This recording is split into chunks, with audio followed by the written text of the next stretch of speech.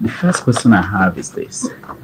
The Federation of Nigeria is today as corrupt, as unprogressive, and as oppressive and irreformable as the Ottoman Empire.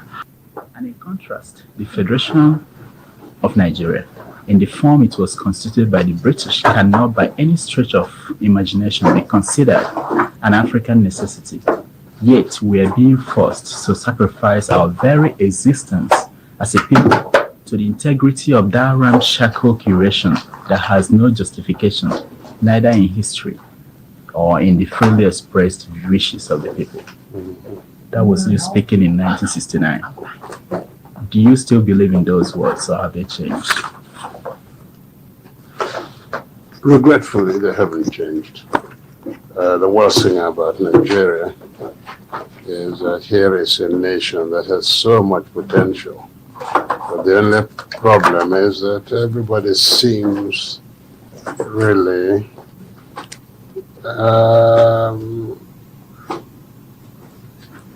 to bury one's head in the sands and not face the problems or the realities of the Nigerian situation. The Nigerian Federation, there's no way. We all went to school. There's absolutely no way you can look at it the way it was conceived and say it was a good federation. One of the federating units was bigger than the others. So that is one. The other is that everything that has worked in Nigeria appears to have worked, would seem very much to have been an imposition. The idea that sovereignty belongs to the Nigerian people is all fiction as far as Nigeria is concerned. I was talking to somebody earlier on today, and I said one of the problems we have is that we refuse to define, and yet Nigeria is one place because of the many, many disparate units in the country. And the need to work together imposes on us this need to define every step of our being so that everybody knows its rights. And this is the one thing the Nigerians are not willing to do. I don't know why anybody, if America says to you today that they're proud of the fact that for 200 years they have been trying to make their union more perfect. And that sounds very reasonable. Now in Nigeria, you're not allowed even to question your union, which is ridiculous. If even the Nigerians at a certain date, said 10 years ago, thought one way, what right have we got to think that new thoughts, new brains haven't emerged that can work out something different? This idea of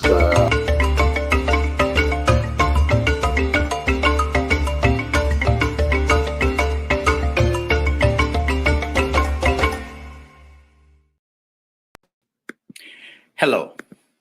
Refugees from nations of the world, including Sudan, Congo, and Mozambique, are asking why the White House has closed the doors on them and made exceptions for white South Africans. One refugee told the BBC of London, "It is not fair." In the Democratic Republic of Congo, ex-President Joseph Kabila is lashing out at his successor for encouraging the Senate to lift the immunity from prosecution he has enjoyed since leaving office in 2019. The government plans to charge Joseph Kabila for treason and war crimes after reports linked him to the Rwandan-backed M23 rebels fighting in the eastern part of the country. It is 5:30 p.m. in Accra, Ghana, 6:30 p.m. in Lagos, Nigeria, and 1:30 p.m. in New York City. Wherever you are joining us from, welcome to another episode of 90 Minutes Africa. My name is Rudolph Okonkwo. My co-host, Chido Onoma, is on assignment. On May 30, 1967, the Republic of Biafra declared independence from Nigeria. It came after a series of political and ethnic tensions in Nigeria, including the January 15, 1966 coup, the July 29th, 1966 counter coup, and the anti-Igbo pogrom, in which over 30,000 people were killed. Our guest today on 90 Minutes Africa saw the events unfold as a young man. He ended up fighting in the Biafra-Nigeria war that followed. Mo is an author, cultural critic, community leader, and professor. Over the course of 4 decades, he has taught at 3 universities across 3 continents. Mo is a well-traveled academic and multilingual scholar who passionately engages in teaching and research across several disciplines. He's also the visionary behind Cyberology, the study of cyberspace. Mo has authored and published books and seminal works spanning various interests: academia, culture, fiction, politics, and current affairs. He founded KWENU magazine, spearheaded the Aladịmma Agenda, and proposed Mahadum, an open university centered on Igbo knowledge systems. In 1997, he launched the Nigerian-Biafra War Memorial Lecture Series. As a veteran of that war, Mo will offer exclusive insights into his forthcoming memoir, tentatively titled Son of the Sun. Following his acclaimed works, The Culture of Kolanut and Ibanku, Mo has just released his latest publication, The Fundamentals of Ordinary, Igbo Scientific Spirituality. Please join me in welcoming to the show Dr. Mo Ene. Mo, welcome to the show. Thank you. It's nice to have you. Thank you so much for making our time to be on the show today. A lot of people are excited. Someone just sent me a message and said it's Mo and everything else is embellishment. This is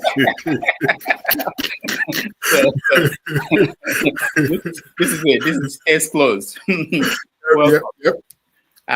Let's start with issues in the news across the world that have an impact on Africans. In the news that I read, we had this story out of the White House, the meeting of South Africa's president with Donald Trump, which has been talked about by a lot of people. I'm sure you've seen the video of that encounter, and refugees in Africa saying, why are they bringing white South Africans to America when they are suffering in Congo, in Mozambique, in Sudan? So what do you make of the whole thing, this story? Thank you very much. We can say whatever we wish to say, but the facts are there. The facts are there. Mr. Donald Trump told us in the first round that he wants refugees from Norway. Unfortunately, Norwegians are not coming. They're having a better life in Europe.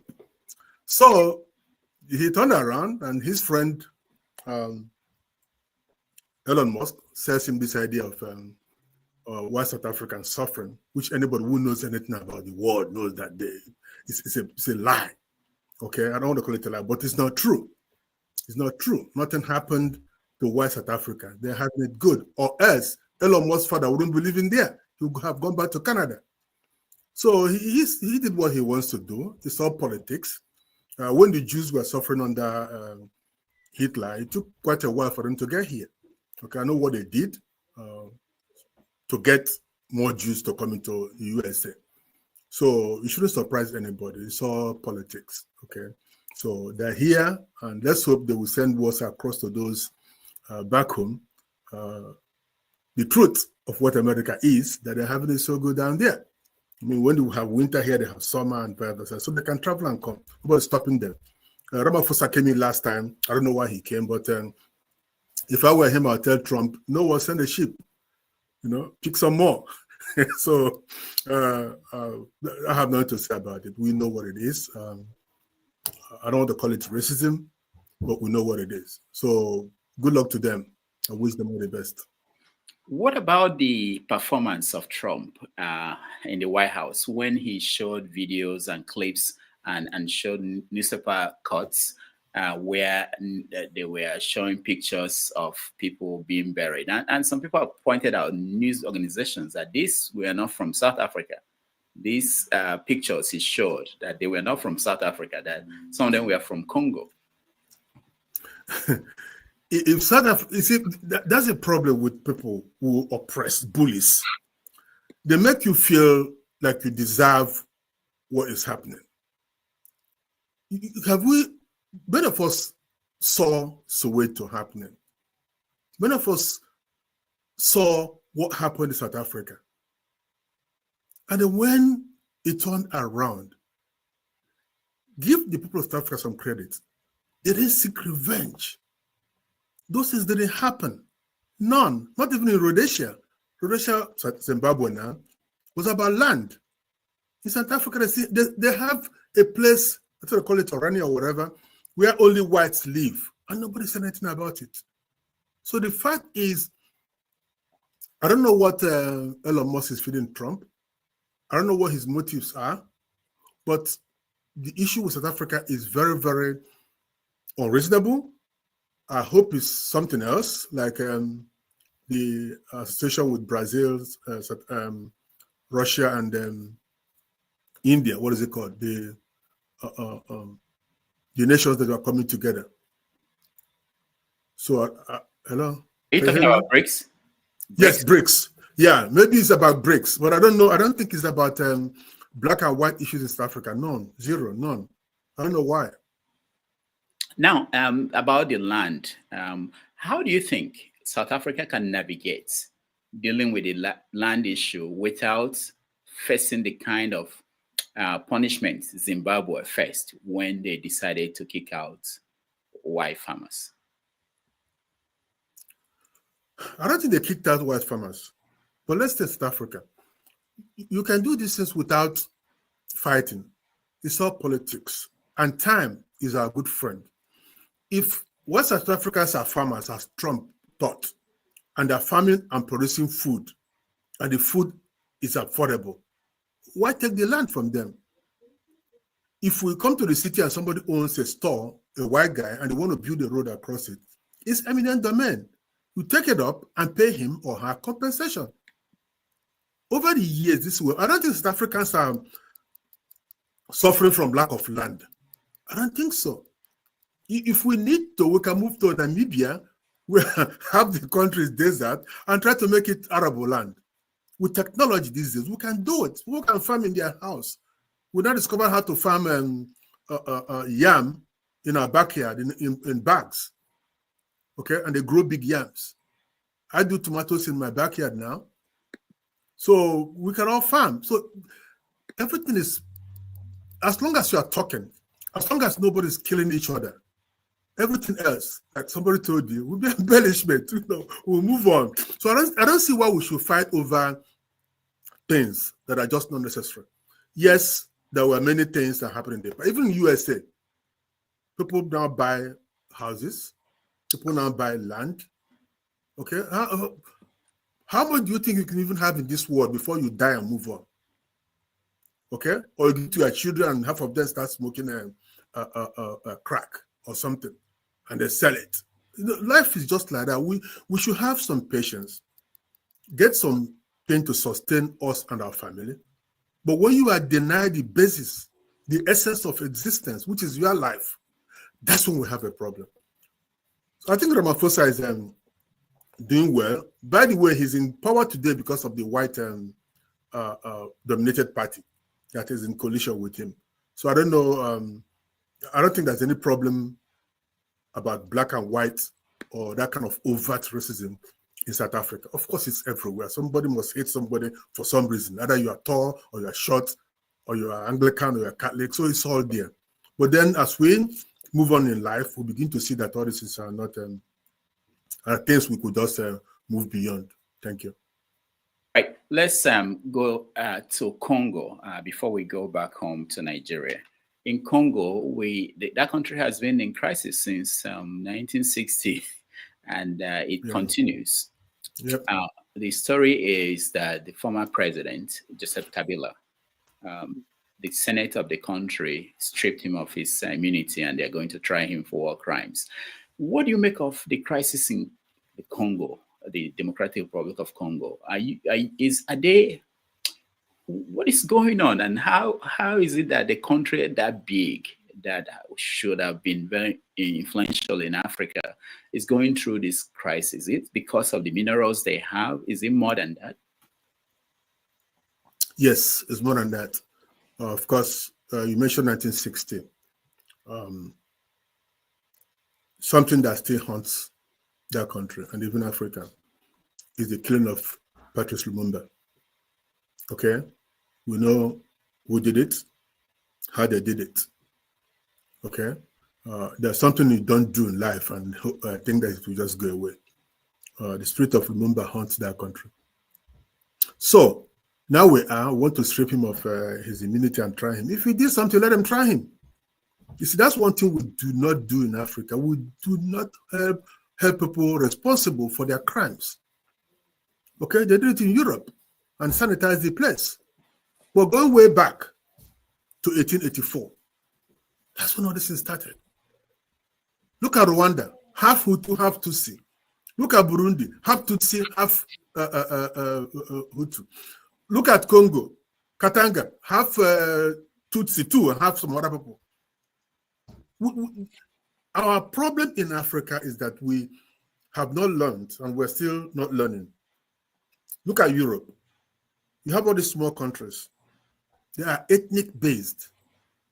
Until we embrace our ethnicity, we are going nowhere. Even in Nigeria, 500 years, a small people living in a small island called United Kingdom are still not comfortable staying together. The Scots, the Welsh, the English. We have to really stay slightly apart to make our coming together work. Don't tell me about America, it's a different system. Nigeria, Congo is the same story. Okay, even in small Equatorial Guinea. So the Katanga issue will continue. Maybe somebody comes up in Rwanda and try to support the Hutu small population there, and then they go against the Tutsi, and the whole cycle continues. Of course, the big guys who need the minerals will continue to sell arms to whichever group that they have. I saw a photo about some, sorry to digress, where people were in Borno behind the line mining, and then they are killing people in Maiduguri. That tells you what it is. They create chaos so they can easily take the resources and move away. The other time we were talking about Zamfara having gold and everything, the governor has come out and said, we're getting nothing from all that quote-unquote gold. What is really happening? So until our leaders just say enough is enough, which is why people are hoping and making all kind of false claims about Ibrahim Traore. That is, we're hoping that somebody will come up one day and say, you know what, all that $1 billion of uranium, you don't get it again, gold, da. You see, that's what we need. The youth of Africa are heading in that direction. But then who is going to bear the cat? So you mentioned the Berlin conference. Do you think that African nations, they have to have another conference to reverse the outcome of that Berlin conference before they can move forward? And how do you do that?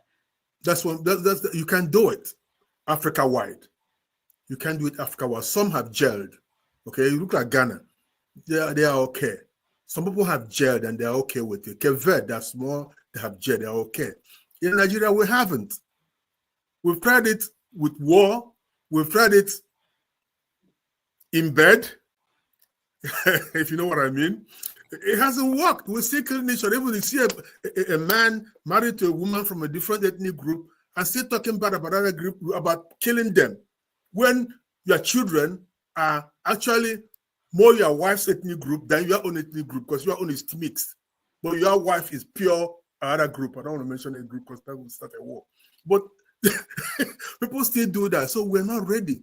Some people, yes.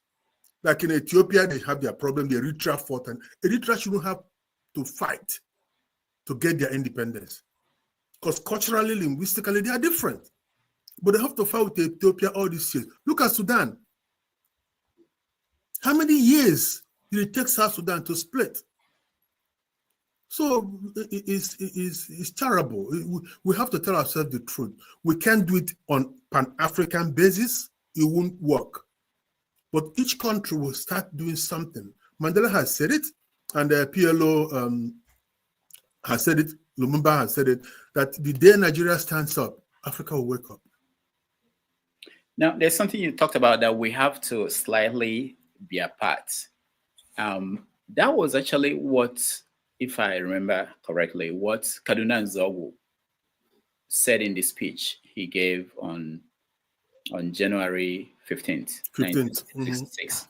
That is, that we should have a kind of confederacy, that after a while of trying it, we can come back together as a closer union.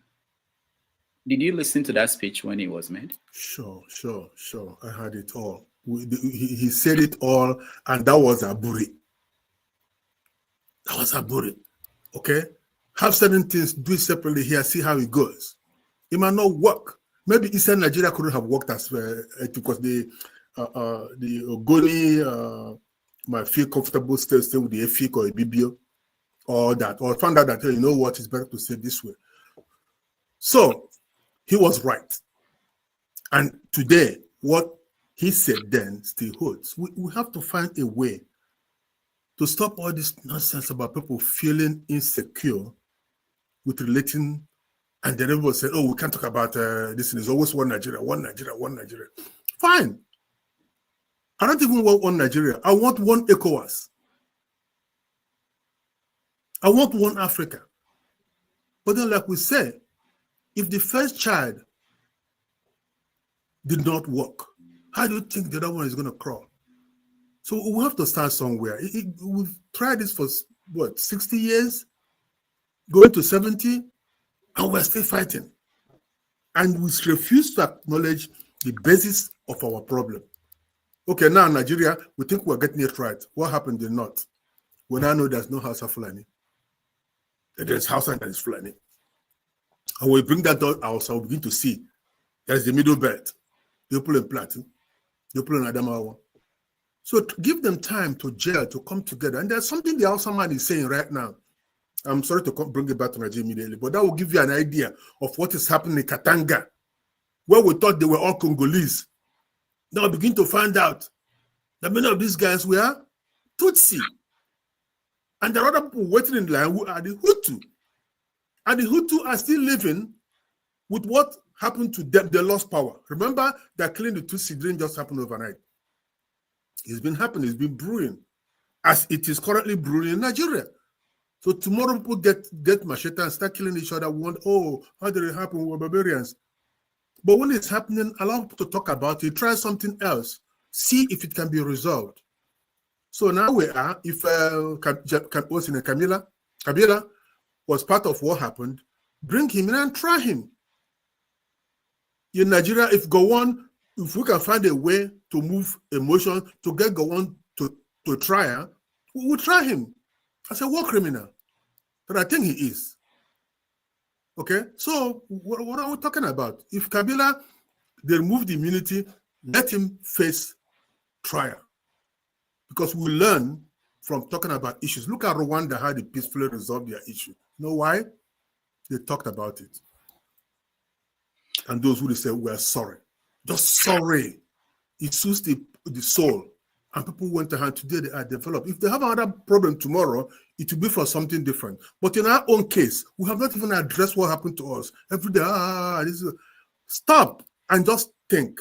Sit down, listen to somebody, what he's saying, and then take it from there.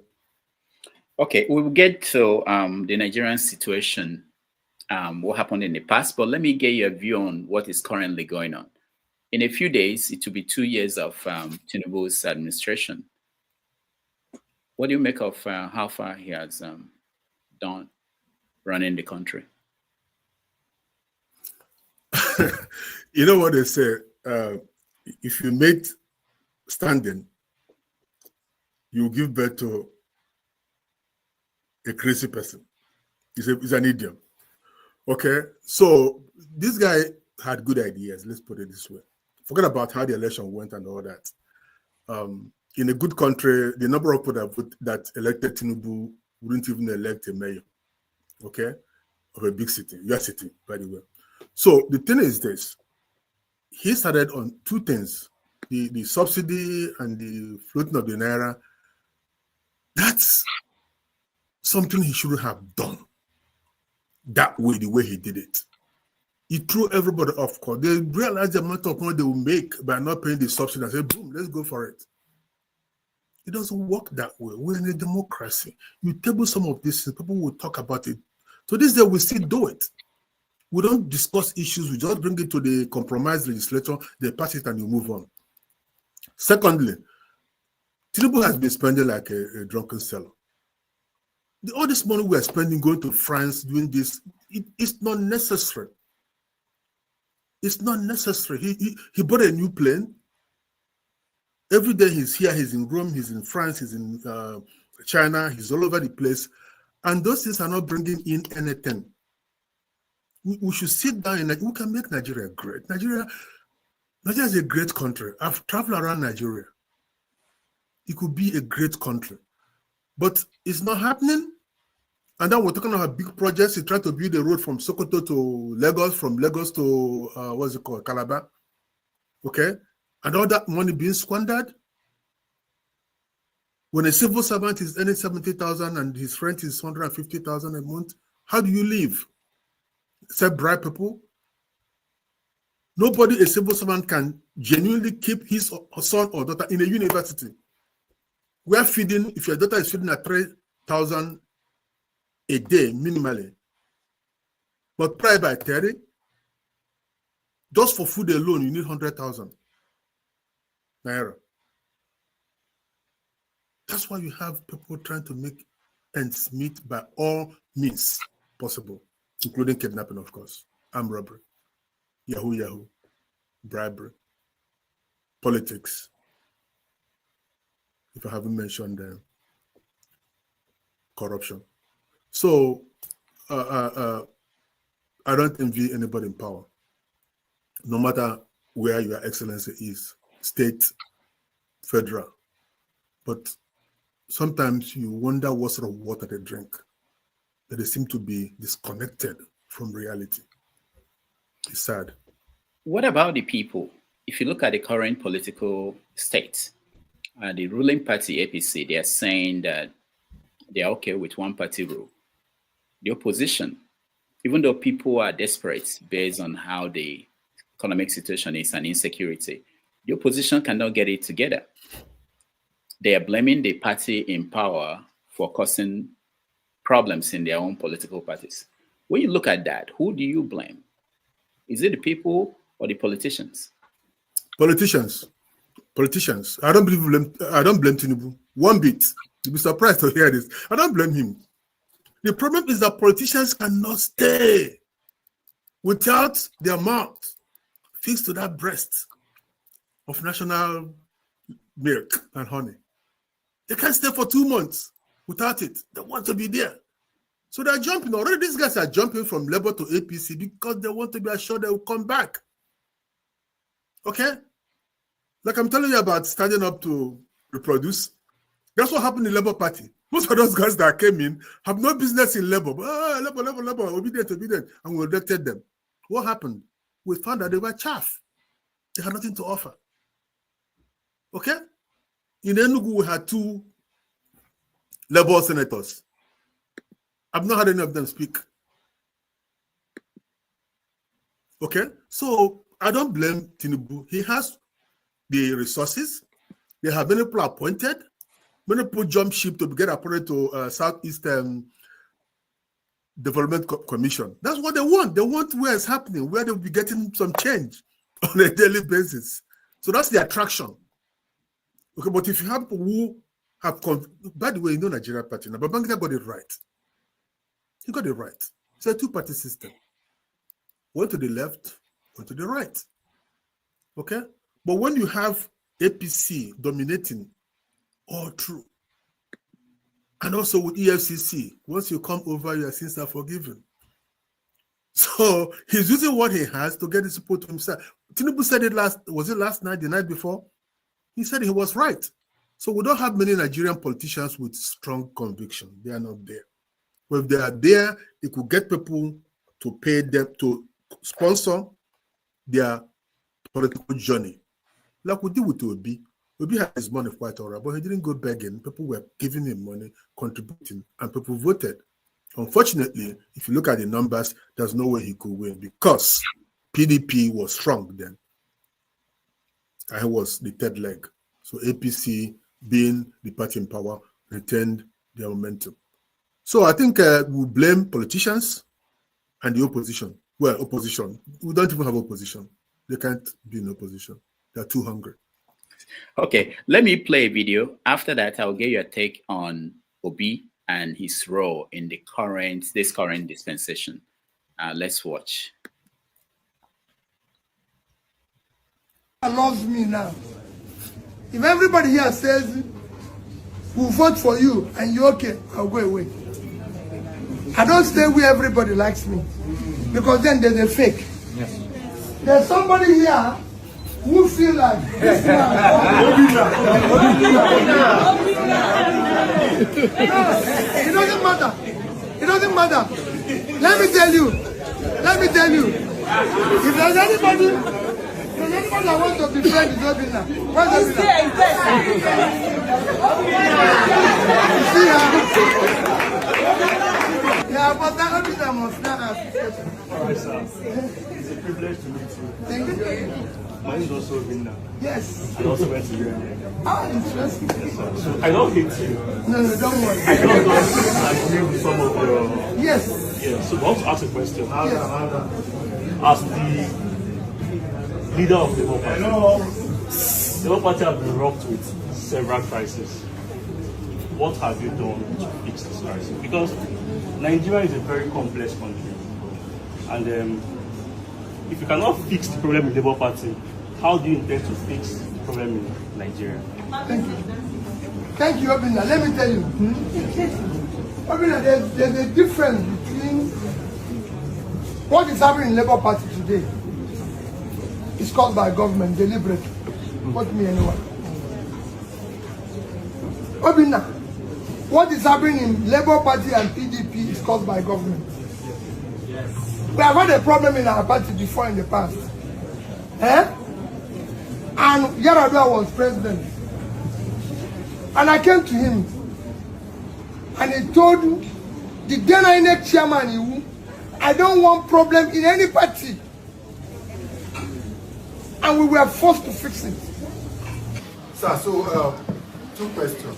First, what will you do differently, considering the situation of things where Nigeria is as of today, to quickly uplift the living standard of Nigerians if given an opportunity, if you become the president in the first 2 years? That's one. The second one is, would you prefer to still fly the presidential candidate under the Labour Party or under the People Democratic Party? I'll still continue in Labour, to run in Labour Party. Because the reality is that I'm a Labour Party member. But today, in all the parties, there's a problem. All right, let's stop it here. So that was Peter B speaking I think yesterday or 2 days ago. What do you make of the role he's playing in this current dispensation? Some people have compared him to Zik during the NPP-NPN period. What is your own take on his place in Nigerian politics? Politicians do not learn. Imagine that PDP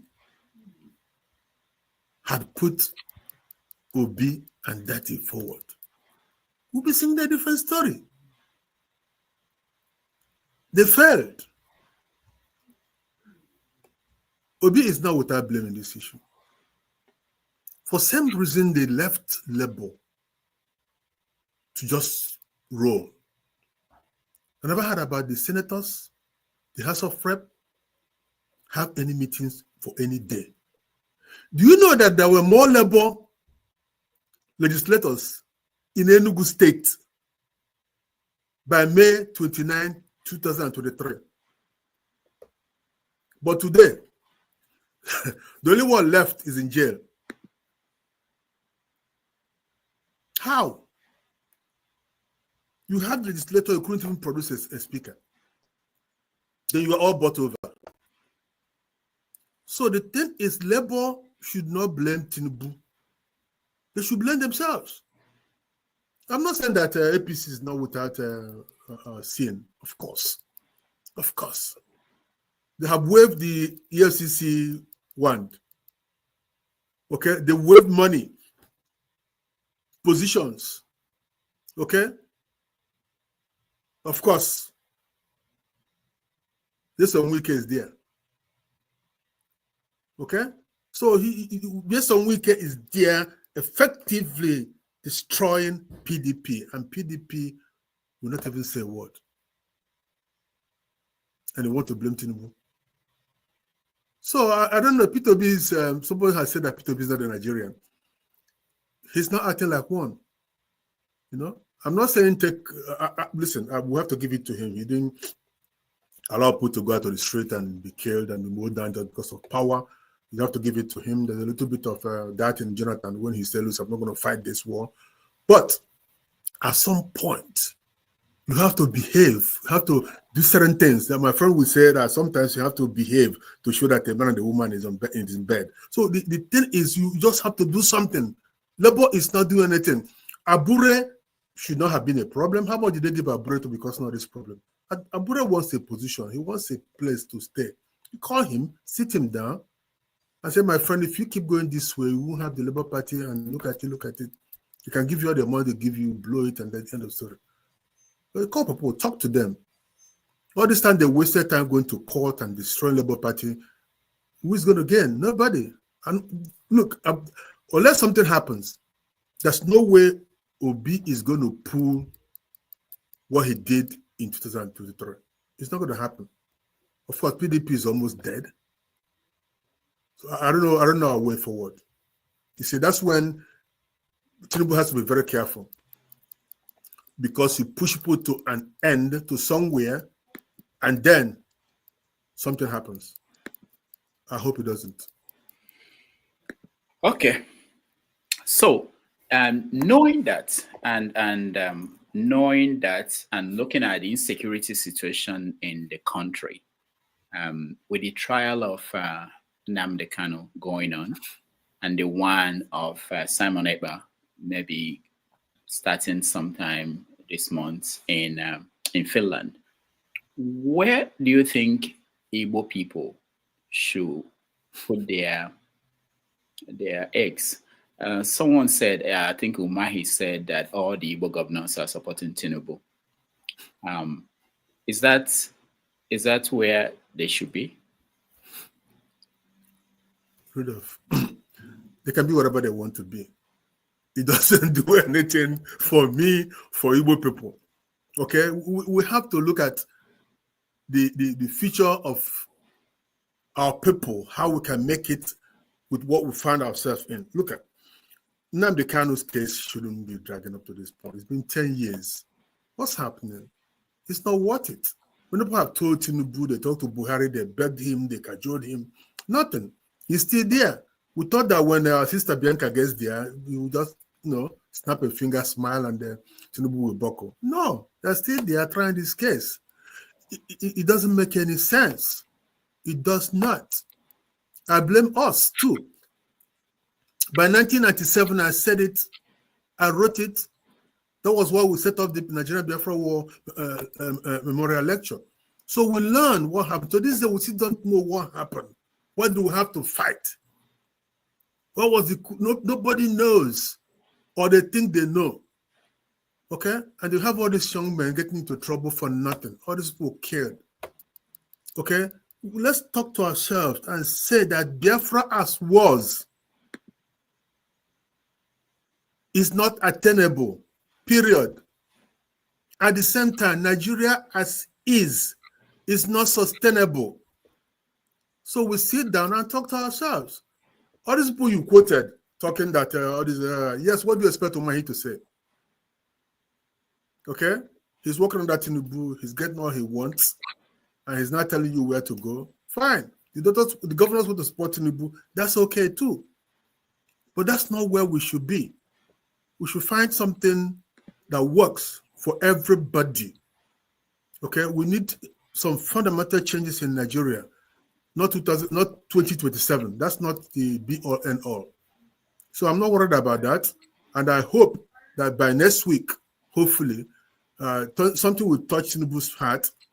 And then he will just call his AG and say, let this guy go. There's no point keeping Nnamdi Kanu. It's not worth it. It's not worth it. You cannot defeat Biafra in any way, shape, or form because Biafra is a spirit. The spirit is moving these guys and it will move more dangerous people. Okay, they'll wake up one day. We see what ESN tried to do. Well, I don't know which one is which, but we'll see what, what's it called? Unknown gunmen did to us. The number of people killed for nothing. And there's nobody supporting them. At least coal is not good. If they found gold in the Nobi now, some foreign company will bring in arms, and there'll be no peace in that land. So let us just buckle down, stop, and start talking. All the Igbo governors talking. What was the last time they met? They met once in a while. I said they were going to go meet Tinubu and ask him to listen to Nnamdi Kanu. End of story. No more follow-up, no meeting. When we saw Bianca was going in there, we were happy because the week before, Bianca had said, in North Carolina, there was no point holding Nnamdi Kanu, just let the guy go. So now she's there, she hasn't said anything. Or she said and they haven't done anything. So we just have to say this, enough is enough. It doesn't make any sense. Keeping us in this kind of situation. Yes, Nnamdi Kanu is one person. Yes, Mandela stayed in jail for 27 years. Yes. But why? You're just telling people you can't do anything, I'll do whatever I want. So somebody should tell Tinubu, listen, just let this guy go. Let him go back to his family. As for Simon Ekpa, hey, he's in Finland. They will give him a lot of liberties before. I don't know what changed. I'm hopeful, knowing the Finnish setup, that they will give him a good trial. So I'm just begging Nigerians to stop trying to bring him back to Nigeria. In fact, if I have to contribute any money to this thing, I'll contribute to keep Simon Ekpa in Finland. Let them try him. We should write to European parliamentarians not to allow Finland to send him back to Nigeria. Because when he gets there, we have another problem. Back to square one. We can't do that. Let them try him there and give him a good, give him justice, whatever it is. If it's money laundering, if it is this, if it is that, let us see it. Okay, so I'm not worried about him. I wish him well. He should chin it like a man. And then the roadshow continues. Okay, before we go to the main issue that we brought you here today to talk about, let me play another video of you. This is something that happened somewhere, I think, in Imo State, and it's maybe yesterday, and get your take on that. Biko ejimohera na-ekela ndị agwa ndị mba nnọọ agwa autonomous community na ndị ụmụ ekpu agwa onye nụ na anụ olie na-awụ Pastor Onyejekwe Ekele Davis Ogazi 1 of ụmụ ekpu agwa. Achọrọ m iji ohere a gosinụ ma kọwapụtaranụ mkpamkpa kpara na ụmụ ekpu n'abalị Chijifo taa. Ihe anụ na ahụ na-awụ ụkwụ nnama ndị Fulani kpọ nnama ha bịa wakpa anyị n'abalị Chijimafo taa. Ihe m na-agwa ihe ebe ị na-ahụ na-awụ compound mmadụ. Ihe ahụ compound mmadụ. Ihe ahụ ụlọ compound ndị mmadụ ri ihe a. Leecha ihe ndị ahụ plantain. N'abalị Chijifo taa aga m egosi gị ihe ahụ ụlọ mmadụ n'abalị Chijifo taa ka ndị akpọ nnama ha wakpa anyị n'ụmụ ekpu agwa. Ihe awakpu ndị mmadụ gbara na their compound. Ihe awakpu mmadụ gbara na compound ya, lechaa ya, ị ga-ahụ ihe a compound mmadụ, ihe akpụ, ihe awụ the segment of the community was invaded n'abalị chijifo. You can see with your two eyes. Here our compound mad. Here our compound mad. They were shooting sporadically. Onde ni nebi eba ambaro so n'abalị. Akpara ha ihe n'abalị. Onwe onye hiri n'ụlọ ya n'abalị. Around 3-4. Ihe awụ afụ ọrụ mmadụ tara afụ ọrụ. Leye. Look at it. This is what we are suffering. Ndị eme na anyị ihe o. A na-ekwuli onyele orutebeghị ya eche na ọ dị isi. Ihe otu ha shigbu our brother a na-akpọ Ozemini Riaka. There was no justice. The whole thing was swept under the carpet. Otu aka ha jigbu nwanne anyị nwoke a na-akpọ Tenkobo. Chukwuemeka Nnorom. Onwe ihe merenu. Ihe a compound mmadụ. Look at. Imagine. Here somebody's compound lekuye. They invaded us. Leye here compound here ụlọ ndị mmadụ. Ndị na-ebi n'ebe a niile gbara ọsọ. Leye. Ndị na-ebicha n'ụlọ ebe a gbara ọsọ. Lekwe. Look at. Leye lekwe ihe anyị na-agabiga. All right. So he was talking about what happened that headsmen came into their compound, their community, and destroyed the crops they planted, and 2 of their people were killed. This is a very, this has been going on for a long time. And how is it that we've come to that point where it's now normal? Any community, you know, he was talking about people thinking that it won't get to them, that it gets to everybody. How is that? How did we make it normal and people are incapable, even the people in government, capable of doing anything about this? Rudolph, your governors, what can I tell you? Passed bills saying open grazing is outlawed. But it's still happening. You still have cows moving around. Okay? From Lord Panther to Ogwoba, that axis around the Oji River is their playground to this day. In fact, in my village, somewhere in Uju,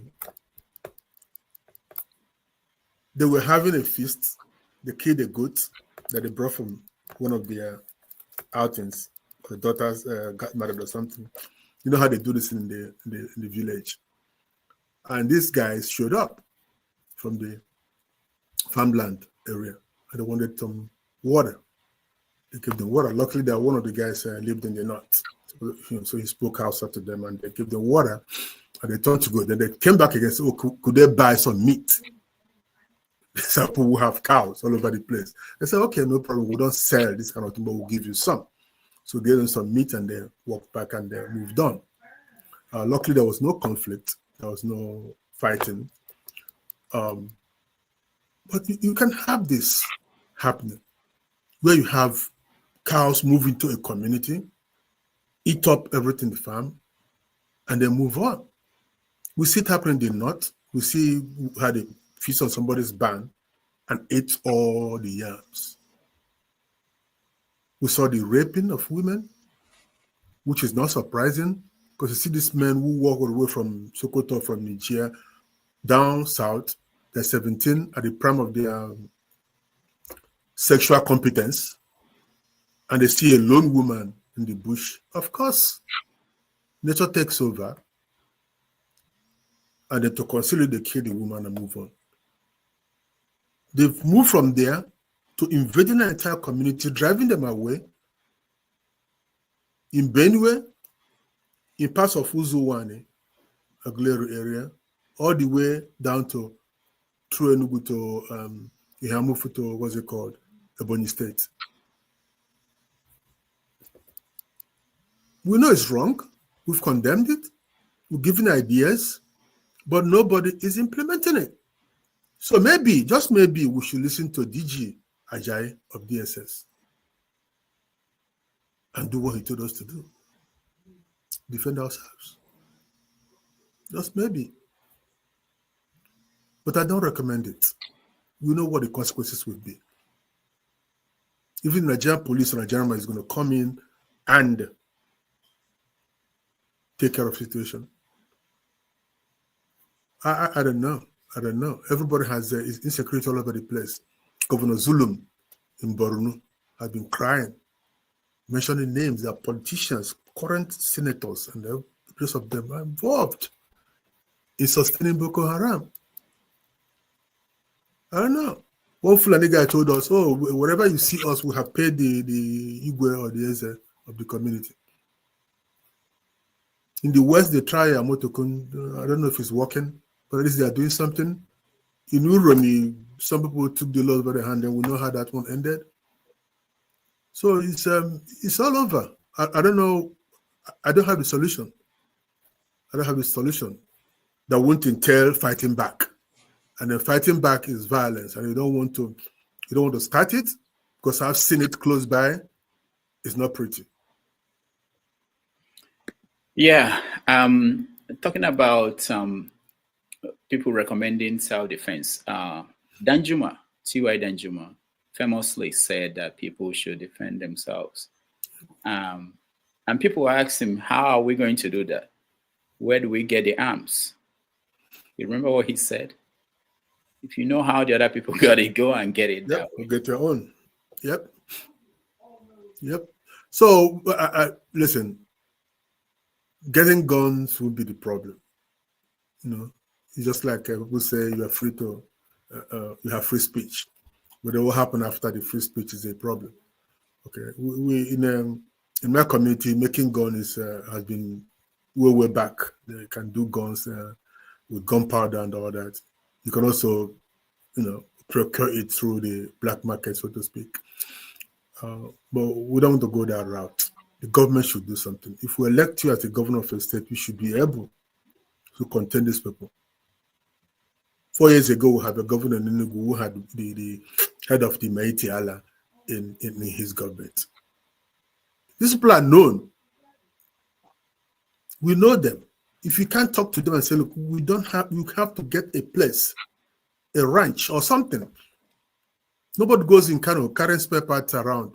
You have a shed where you sell it. The same way it should be. You want to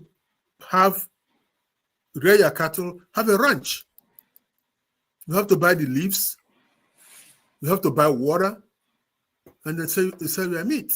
I don't know what else to say except we should stop eating suya. Maybe that will help. In Igbo land, we never used to eat cow, this much cow.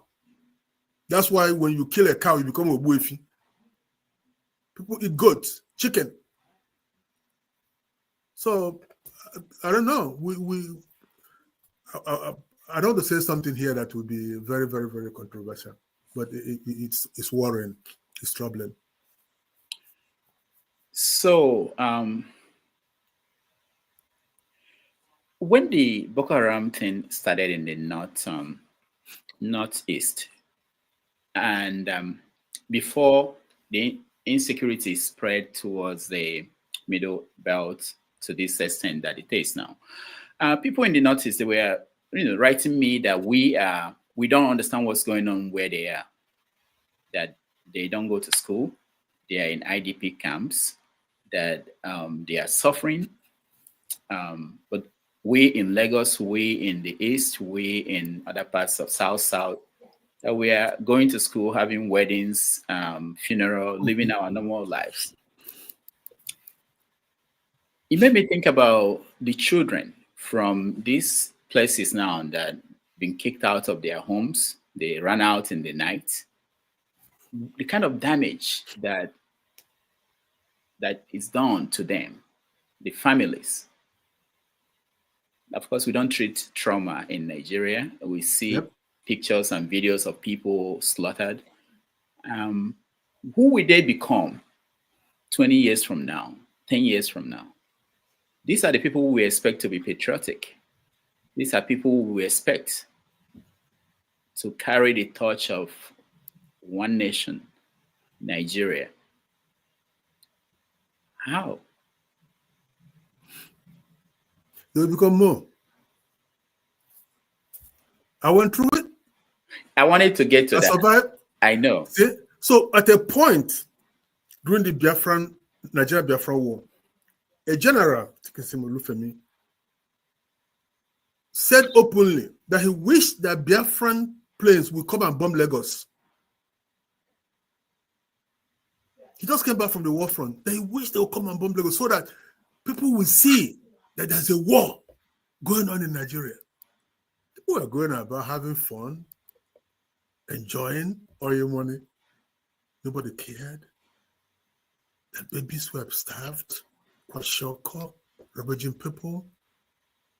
You bring in relief material, they shoot down the plane that they have cleared, given a flight path.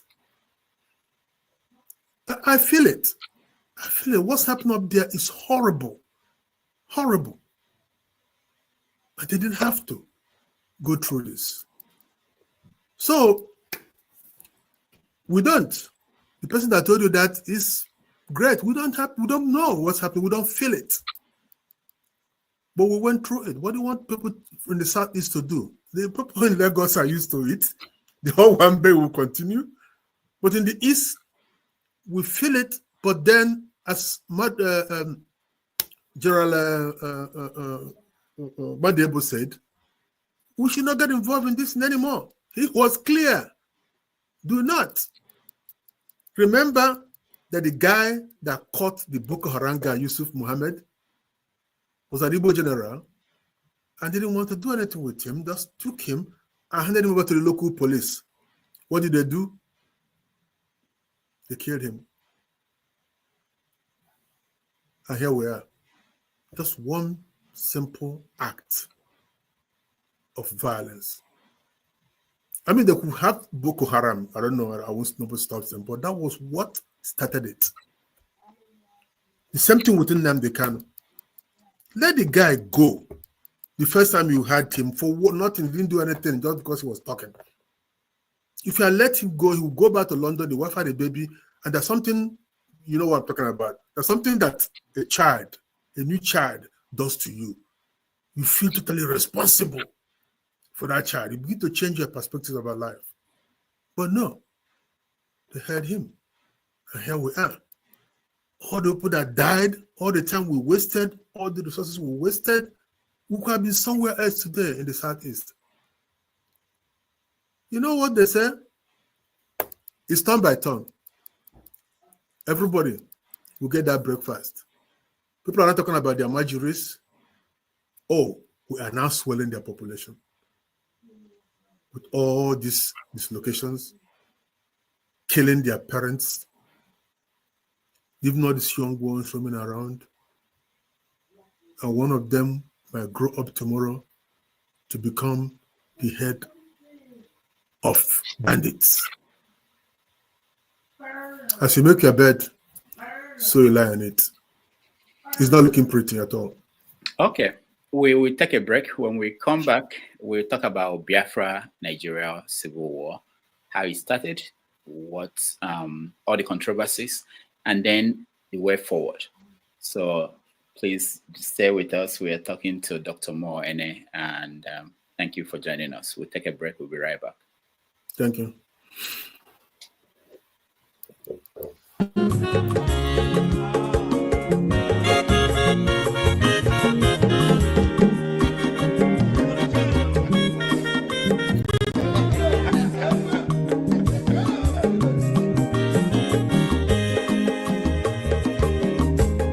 When your mazolo bio, akwa mazolo bio, Max, if you bunye go kwanu mo no fube nazo olaga. Ulagani Piazugo Mawulagadoni Piazugo Abawa Wilochio Biko Rapuzoro Kona Bazia Onyamazoro Biko Abama Wazara Nasari Ibya Uyanagana Ulagadoni Piazugo Mawulagadoni Piazugo Abama Wilochio Biko Rapuzoro Kona Bazia Mazi welcome Odoguna Quares Naka Onyamaniga Delemo Mazi Nibazi Ibu go with melody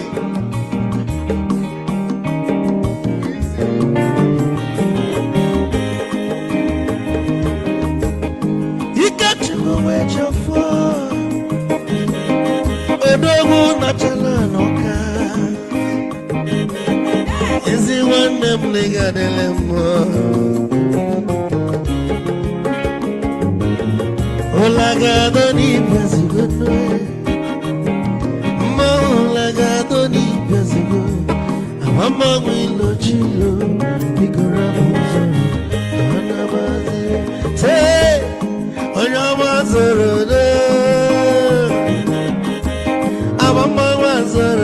Sorry, if I were to go on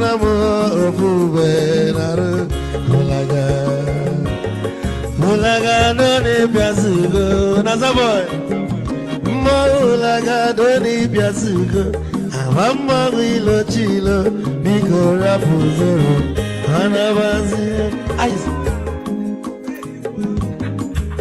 Odogu can never be kitchen for. Ama kwa mnika kugodia Waligwe kwelo Ikejo mabele bege Hey, you want?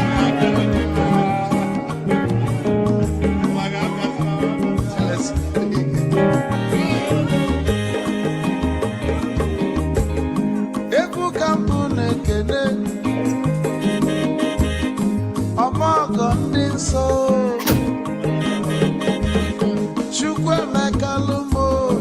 Chukwu negaji Esi nwanne mekene mi Ịlapụlụ ife niile na-eme wee bịa Ka gosili na anyị na gị bụ nwanne wisdom ga-adị Ka nye gị maịkị ka ogobanya bụ egwu Isili mmaksi ọ bụ na-etiri egwu a Malụkwa malụ n'imego m ife ọjọọ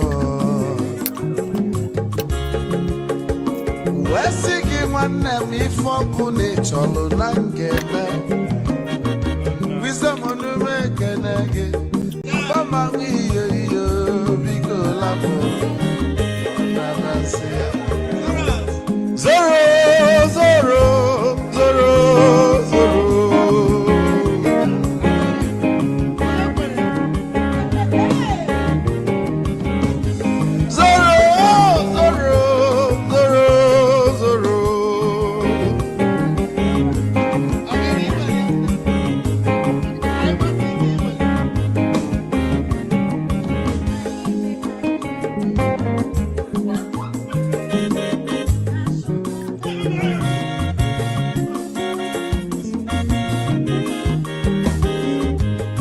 Geduru joy na bugwa Hausa Sokoto Ujembe mwilo Anusolo nwe ma n'ọfịa n'ara Onye nwụrụ zuru ike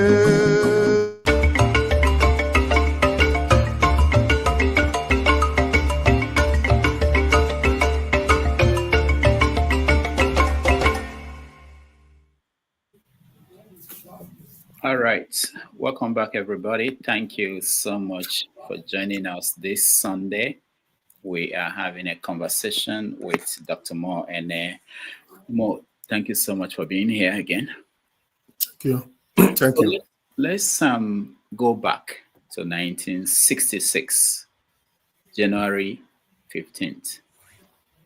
There was a coup called the Nzogu coup, led by Kaduna Nzogu and Ifajuna in the Lagos axis. What was the day before? As a young person, what was that day like, if you remember?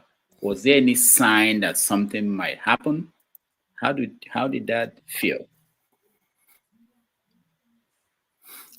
Thank you. Welcome everyone to Biafra Week 2025. Thank you for inviting me to exchange views with what I call Dr. Damage's disciples. They are coming. I'm getting messages. I'm wasting too much time that they want to come and talk to you. Okay. So I thank you all for having me. Hope that we'll have a very good review of what happened. The day before, I was in Enugu. I was alive. I was in elementary 5. My focus was going to secondary school, college as we call it then. So my father had made it clear that if you're going to go to college, you must go to one school and one school only, government college, and everybody knows how hard that is. It has its reasons though, but I think it's more economic than anything. We're so we cannot go to. It's hard enough putting people through primary school, not talk of secondary school, and we're not the Udoyes or the Abambos or the rich guys in Enugu. We're not that rich. Anyway, so that fateful day, the martial music, radio was popular. We didn't have a television, you just have to go peep somebody's window to see a television. But it happened and things changed rather quickly. In Enugu, you don't see soldiers. All right, you don't see them. You have to go towards Abakaliki Road. Even when they come out, they don't come out with army uniform. So the civil service community, very quiet, very useful. So, but when everything turned out, I was a scout. So I was about, we're moving around. Then one day, I went with Father Moses Orakudo from Adas. We went to say Mass at Hilltop. Hilltop is, you have to go through Making Road to get to that place. Making Road, not Making Hill. There's no Making Hill in Enugu, by the way. It's Udi Hill, but the road is Making Road.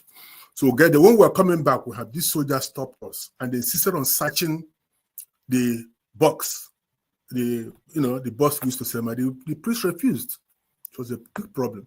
So in Catholic Church, you don't touch Holy Communion. It's blood all over the place with prayer. So I observed it and I said, something is wrong here.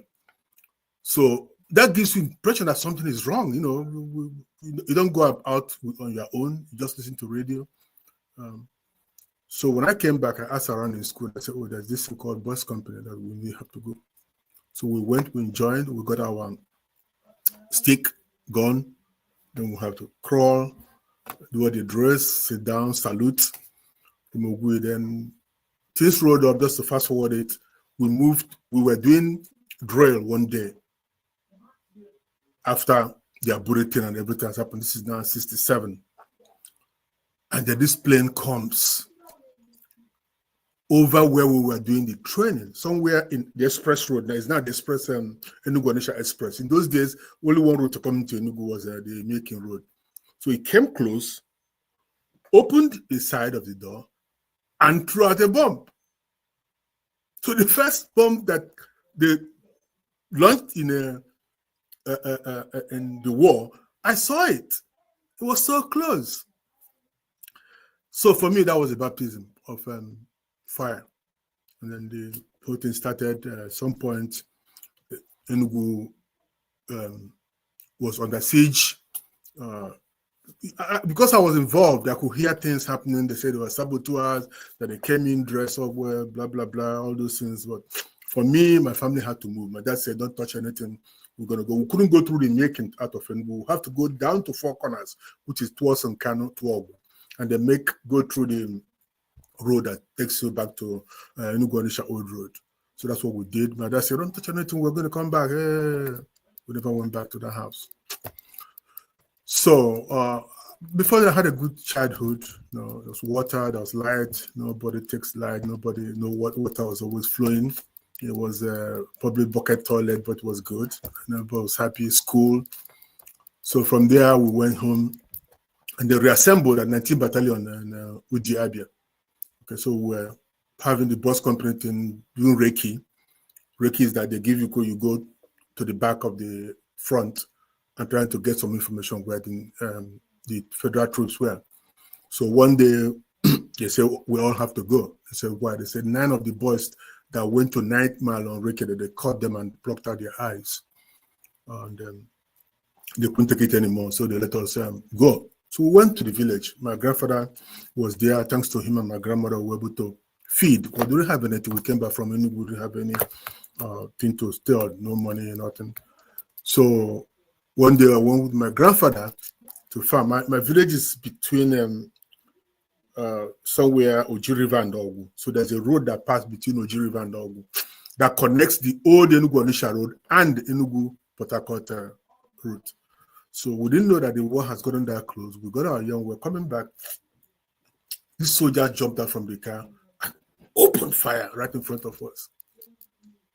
The guy was in front, died, fell, and then we all, my grandfather pushed me, we ran in opposite direction. Then when everything was quiet, we came back and the young man had died. So we covered him with some leaves. My grandfather was trying to prevent me from seeing it, but I've seen enough. So we walk across the road, just listen, walk across the road, and then went back to the village, told the young man. The young man came and brought his body back at night for burial. When I saw this, I was traumatized, and I said, you know what, if I'm going to die, I'm going to die standing. So left there, went to Achi and connected with 19th Battalion.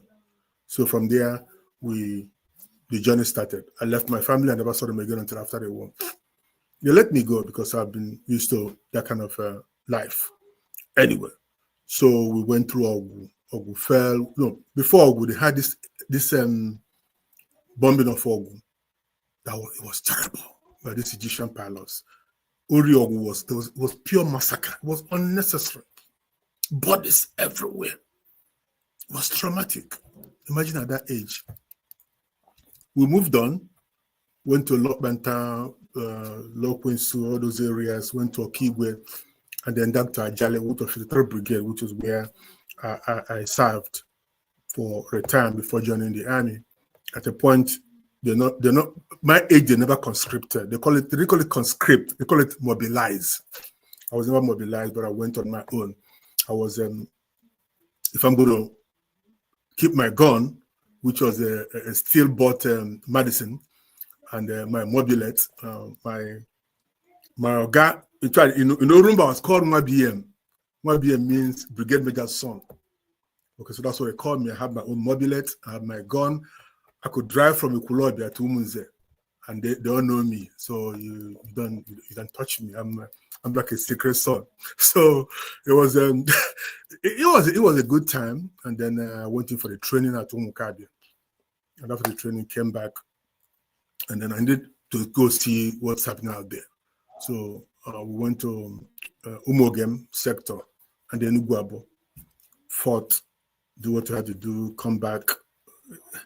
This place was nasty. It was horrible. And the one that came to Ajale Hospital, Ajale is in Urumba. And I went to the morgue. Brother, it was horrible. Bodies, young men, laying down in cold slabs. I don't know how it came to my mom, but I said, if I survive, I'm going to tell you a story. That's what I said to myself. I kept it to me all through the war. And then the BM said I should go for Isulo, Basden Memorial Grammar School, to continue my education. We went in there and they were teaching us French. And I asked the teacher one day, why are we learning French in an English-speaking country? And he said, oh, you guys, your set is going to Gabon. And I said, I'm not going to Gabon. I stopped and joined the army. So the war ended it was easy to know that the war was over. And I loaded my gun, packed it, took my first salary, put it somewhere to give to my dad. Okay, that's how I didn't know what I thought about. Because, you know, you growing up, you know, the first money you make has to go to your dad for your dad to bless you. So trekked past the Man River, past Uji River, went back to the village, gave my dad the money. And then, of course, you can't go back to primary school. You have to start secondary school. So went back to secondary school, and then the story continues. But it was bad, you know, it was bad. I'll tell you this story. When we are in I was in secondary school, and Gowon was visiting Biafra for the first, Nigeria, visiting Enugu area for the first time, and around Udi. So at night we sat down, those who were in boys' company and those who were senior to us who were in the army. We planned to kill him. We planned to kill him. And the principal got to hear about it. And that was the end of the story. We were just, you know, a question of driving us home, and telling us not to come to school, and then we went home. So it wasn't funny. It was horrible. And a lot of things happened. I was in Port Harcourt when they bombed Port Harcourt. And I saw a whole lot of things. I was in Uli. When the place land, they use palm momolo, this palm kernel chaff, put it on a stake, light it up, and the planes land. You have heroes, man. You have people, heroes who do stuff, who did stuff, who fought. But at some point we knew it wasn't going to sustain, and it was over. And everything I saw, everything I heard kind of came together. And the thing with staying where I was during the war is that you get to hear a lot of things. You get to hear stories from the officers, people like Nsudo, Colonel Nsudo, very brave guy. And of course, Colonel Hanacho, I have to remember, he was the commander of the 53rd Brigade from Ngobala. That guy was a brigade commander at 25. 25. Okay? So these are young men. Young men. Well, Ojukwu was 33, so what do you expect? So it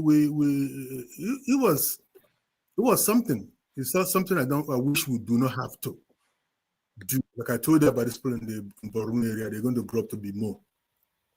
We found a way to deal with it. There's some name that Arab people give to their children. It's called Obinani. It means that the heart takes a whole lot. So it took a whole lot for people to forget and move on. Of course, after the war, we still wanted to fight more, some more. It's so good that this thing just ended the way it did, because people were prepared. All this talking about unknown gunmen, it could have been worse, because people were blaming Biafra for not being more brutal. So after the war, if it had continued as a guerrilla movement, it would have been more brutal. People would have died for nothing. But we kind of moved on in a different direction. Now, for me, the day ended was the day Rangers played with Mahala of Egypt and defeated them in Enugu. For me, that was the day the war ended, because we had it against Egypt, and we used Rangers, which is a Biafran Rangers unit, a Biafran fighting unit. We turned it to soccer and used it to defeat Mahala. I don't know how it came to me, but I said, we beat Mahala. So that is beating all those Egyptian pilots who came killing people in Biafra. So, and here we are. Thank God. I'm here to tell the story of the woman. What I did was in 1997, I started the Nigerian-Biafra Memorial War Memorial Lectures. Just for people to tell their stories. You couldn't have been everywhere in Biafra. So people will come together and we tell the story so that we can say, oh, okay, look at what happened, And the younger ones will learn to say, whatever mistakes we made, let's not do it again. I hope this helps. Let me go back. So, on the day of the coup, when they killed the prime minister, what was the reaction in Enugu, where you were? We didn't know. Rudy brought me back. I was about, because I was in Boy Scout. So we went to control the crowd for Archbishop Macarius. He wasn't just Archbishop. He was the head of state of Cyprus. So we were controlling the crowd going to MNA Airport. So by the time we came home, we heard about the coup. We didn't hear it in the morning. We didn't hear it earlier. But when we came back from, you know how this is, you go out, you come back home, you begin to hear that there was a coup. And then, of course, Okpara had disappeared. Okay, so I think that was what saved him. If I thought they meant to kill him, I won't tell you now. But remember that in Enugu, they didn't have a very serious military unit. That's where 82 Div is now, which is by Abakaliki Road. Okay, so, and from what I read, Ifajuna had driven all the way from Lagos after failing to kill Ironsi. They drove all the way back to the east. So what we read from first-hand accounts tells me that he was not properly executed as should have been. So people got lucky. People got lucky. Even Ojukwu himself got lucky in Kanu. And I can tell the story how he got lucky. They were to kill him. When he got lucky, he was sleeping in the guest house of Ado Bayero, his friend. Okay? He was not in his official residence.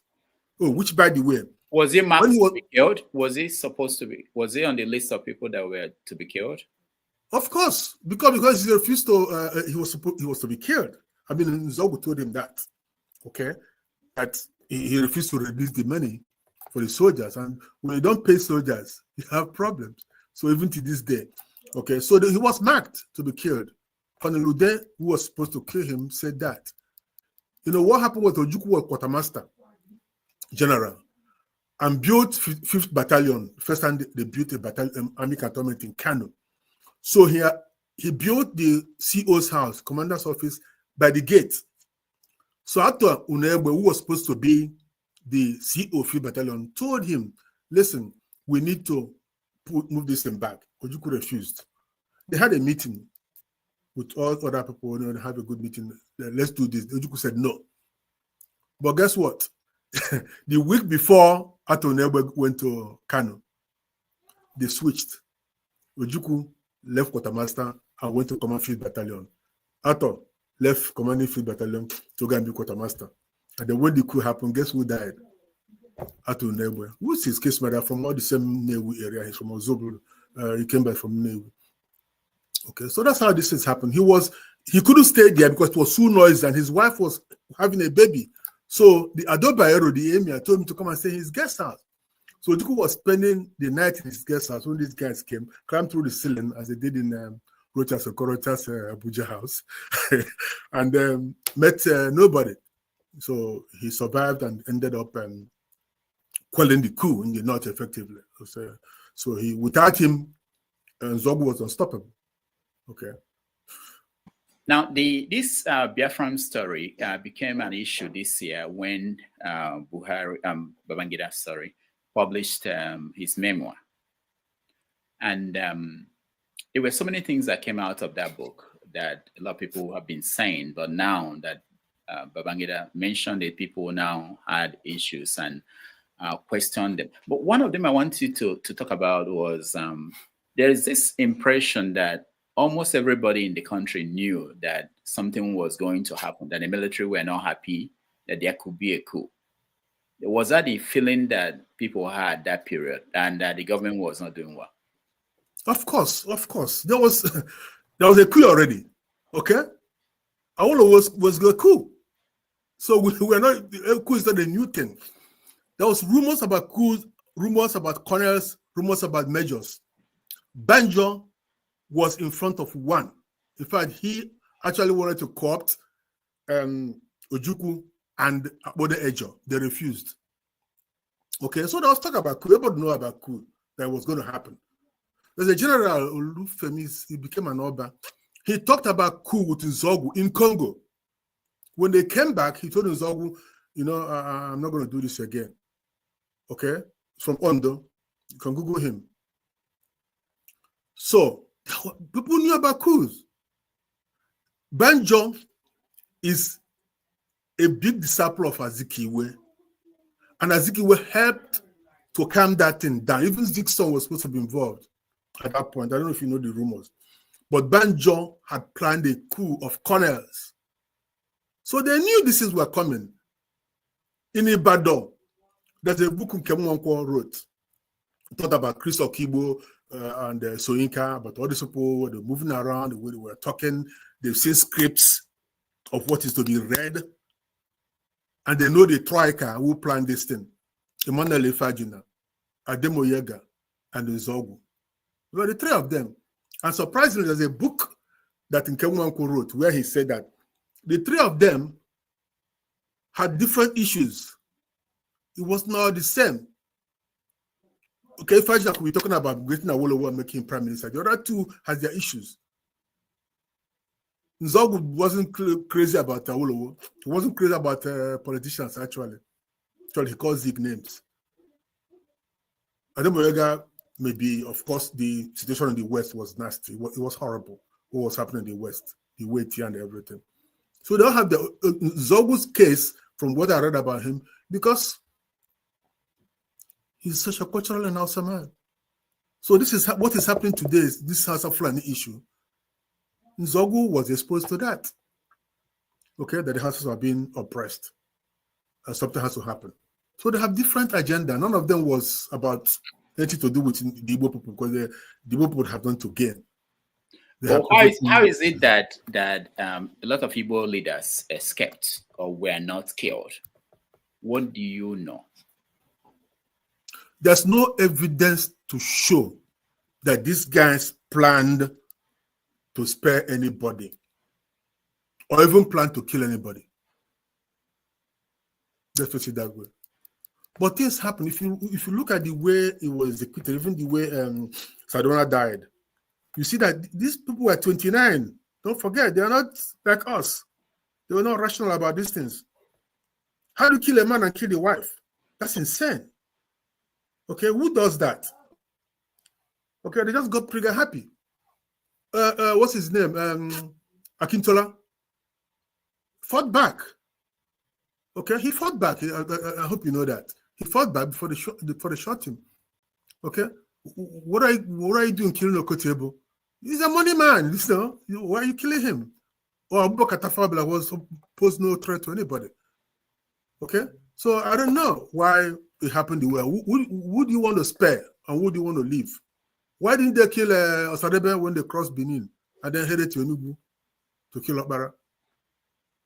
Or take over? What was it? If you kill somebody, what does he stay? You kill him, then what? So I don't think they planned to kill anybody, just that it happened. He was to die, he just got lucky. Okay? So I don't know. Zeke was out. Whether somebody told him or nobody told me, it doesn't matter. But the whole thing, even if the people that had this coup were from my village, all of them, they were from my village, and they killed everybody but nobody from my village. How does that make it an ethnic coup of somebody? If we have to say that, let's go ahead and do it. The first coup becomes Yoruba coup. So Inca has become a Yoruba coup. Diaz become a Yoruba coup. The one Obasanjo got involved becomes a Yoruba coup. The one Oka did becomes a thief coup. The one that Dimka did becomes a Lantan coup. The one that Murtala Mohammed did becomes an Hausa coup where he's not even Hausa, he's from Edo State. So what are we talking about? It takes a fool to label a coup as an ethnic group. You can't do that. But my friends, when we get to that point, I tell you, is that what I talk about? Keep it to yourself. It makes you look stupid to think that the whole people will just sit down one night and plot to do such a heinous act. When they killed Murtala Mohammed, who killed him? Is that the people that told Dimka to go and kill Murtala Mohammed? Hell no. So we have to snap out of this. And everything somebody does, the Igbo people, the Yoruba people, the Hausa people. No, nobody sent you. That's why we have to start by holding people responsible for their actions. I told you earlier about Kabila. Hold him, try him for whatever he did. Go and hold him, try for whatever he did. Okay, all the coups that happened after that, what did you do? We tried the people and killed them, right? You know how many people that died after Murtala Mohammed with Bisala? Up to Obasanjo went to a wide. They're killing all those people. By the way, one of them, ADSY, was not involved and they killed him. But at least they tried them. So now it's important you are saying this because one of the things leveled against Aguirre was that he did not punish the coup plotters. What happened? See, that's our problem. So he should just brought them and shot them. He was in power for 6 months. He has other things to do. If Arjuna, who is the ringleader, is already in Ghana. He left dressed like a woman. I hope you know that. Yeah, you didn't know that. Yes. So Ironsi planned to have him. You know who he sent? Ironsi's advisor was Pius Okibu. So he asked him to call Chris, because Chris and Emma were friends. So he told Chris Okibu to go to Ghana, convince Emma Ifajina to come back, that he will get a fair trial. He didn't have to do that. But Ifajina came back. And then they locked him up in different places. That was Ironsi. I'm not in Ironsi's pocket. Nobody was commanding him. He barely escaped.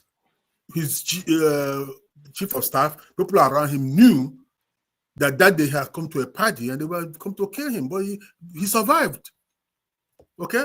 So he did what he did, which in itself, by definition, is a coup. For him to take over was a coup. Because he didn't have to. Nobody says if you kill the prime minister, the army chief should take over. Nobody said that. Okay? So we have coups all over the place. Even Obasanjo's one was a coup. Okay? So the issue is this. People keep saying, oh, what about this? What about this? What about this? Fine. Even if they did, even if they discuss on who to kill and who not to kill, that's them. How does it become an Igbo coup? How does it become anything to do with Igbo? Nothing. Absolutely zilch.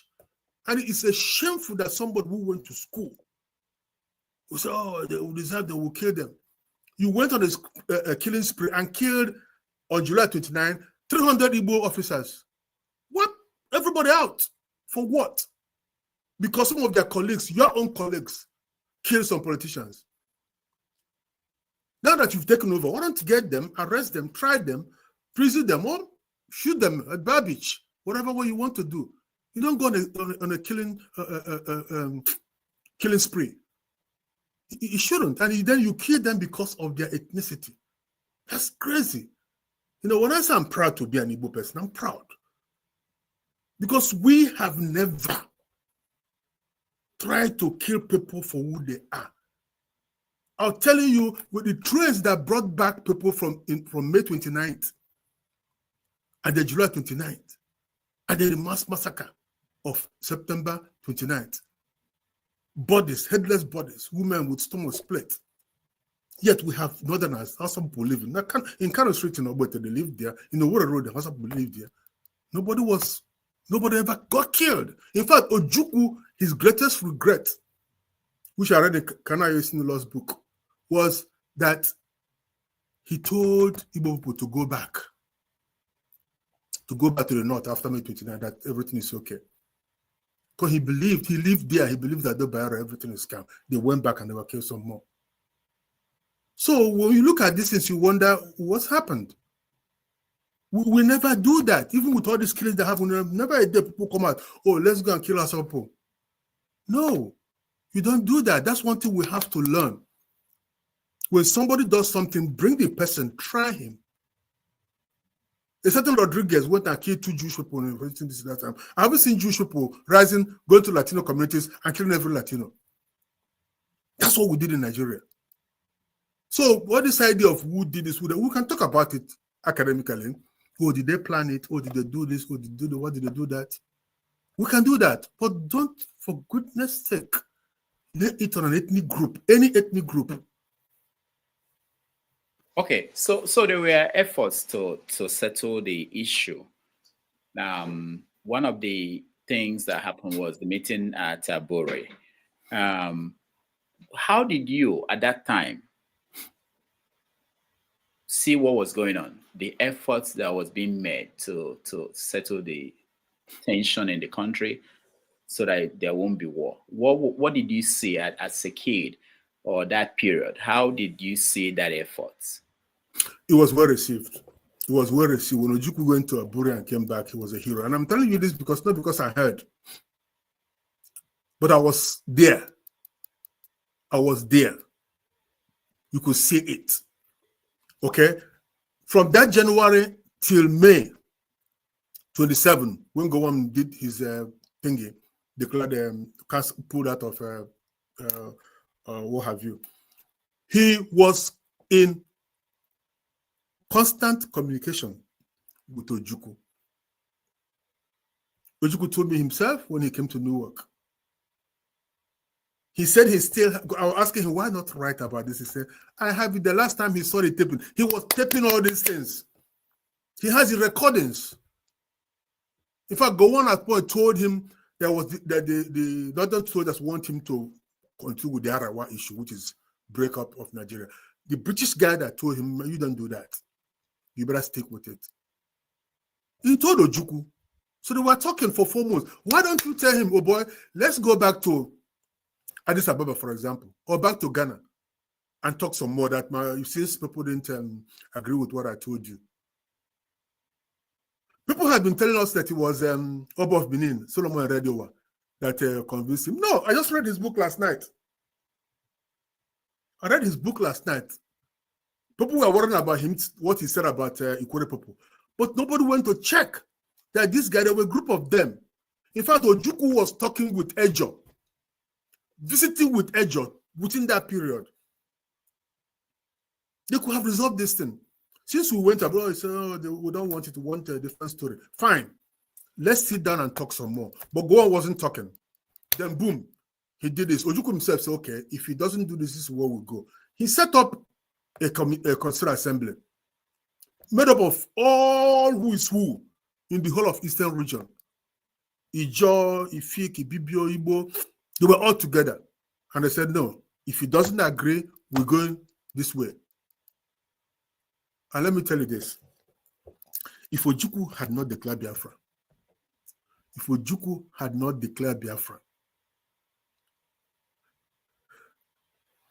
would have been gone.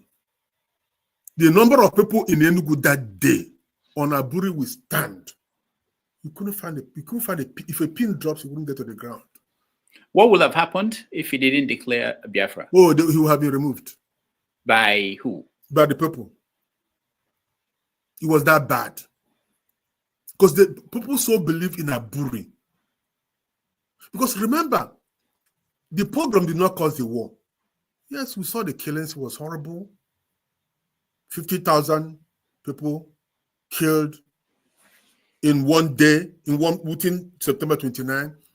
But we said, okay, this had been brewing for a long time. Now they've had their full, no problem. Now let's sit down and try to manage our own small corner and define how we relate with the other regions. That was Aburi. They said, oh, why did you say confederation? Why did you say all these are stories? Like I told you, Gowon did that thing, in my own belief, to get his people, the middle belt, out of the so-called Fulani domination. He saw a path and he took it. And that's why we have the 12 states. He's not a fool. He was there when this was discussed. They said, oh, Ojukwu went to the press first, Ojukwu spoke first. Rubbish. The guy could not be trusted. He couldn't even be trusted to take charge of his own son. You live with a woman in Durham Barracks, the most secure place. You know, she got pregnant, had a child, and you're thinking the child is not yours for 40 years. Who does that? So he's a liar.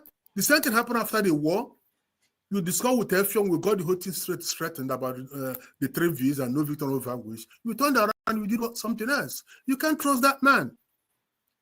That was the whole thing. So let's let the blame where it is. Ojukwu has his own problem, and there are many of them. But in this particular issue, Ojukwu was the last Biafran. He was the last Biafran. He never believed that Gowon would send soldiers to Enugu through Nsukka. He never believed it would happen. He was too trusting. The same way he trusted Banja, by the way. So here we are.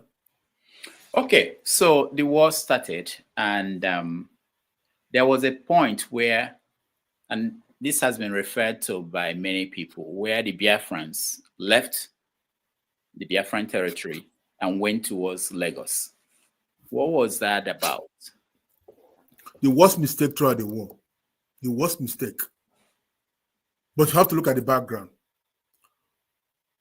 Ojukwu was more Yoruba than Igbo at this point.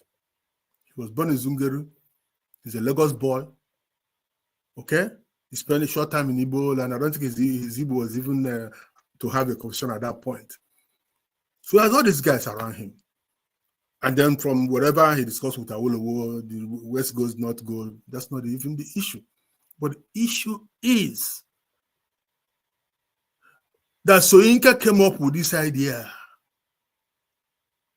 of uniting Nigeria via killing Gowon and killing Ojukwu. It's open. He wrote, I have the book here, I can show you the page. And then he came to Enugu. Soyinka came to Enugu and tried to sell the idea to Chris Okibo. Chris said, by Soyinka's not writing. He said, Soyinka, listen, I'm not a violent person. I'm going to stay with this thing. I'm not part of it. If Ojukwu had wanted to move to the West, do you know who would have been the best candidate? Nzogu.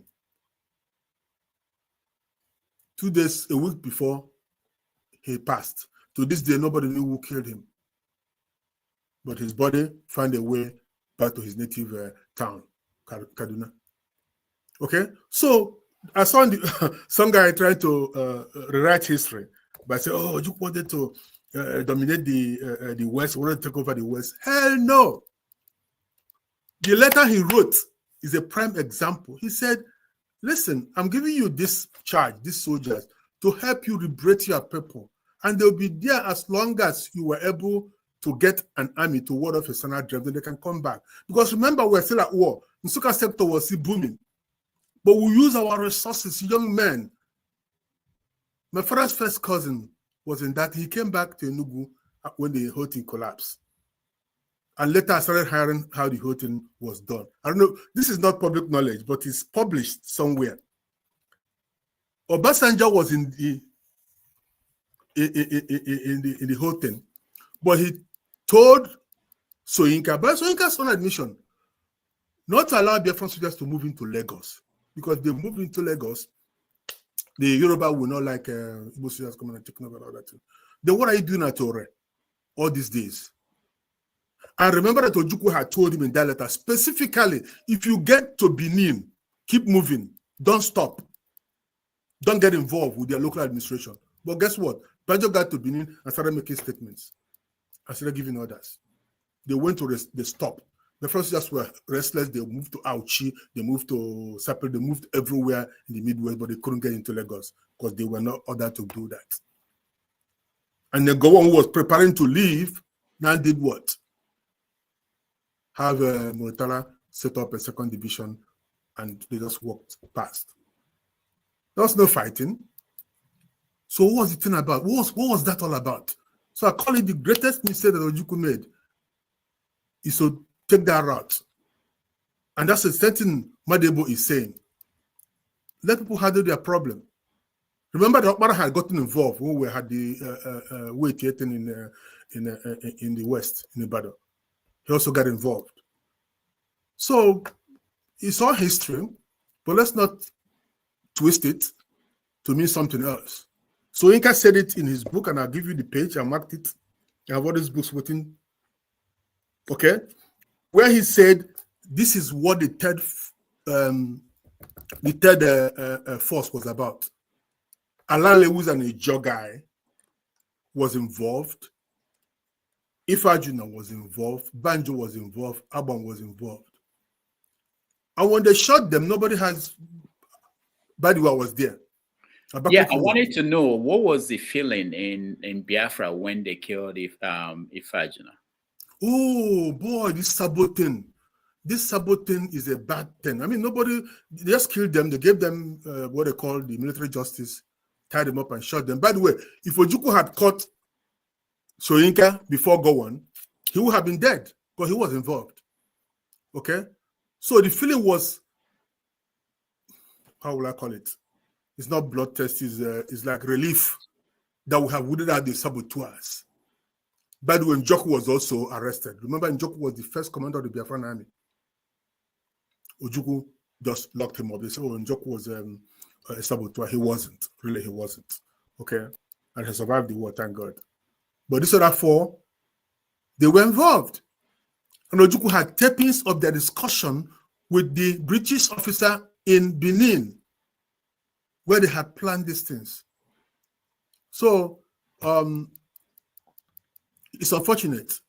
It's unfortunate because you send somebody to go do something, you got to give it to Ojukwu. He had a clear mind to help Banjo take over the Kipkumi Yoruba, the Western region, and then something got wrong. They got it wrong.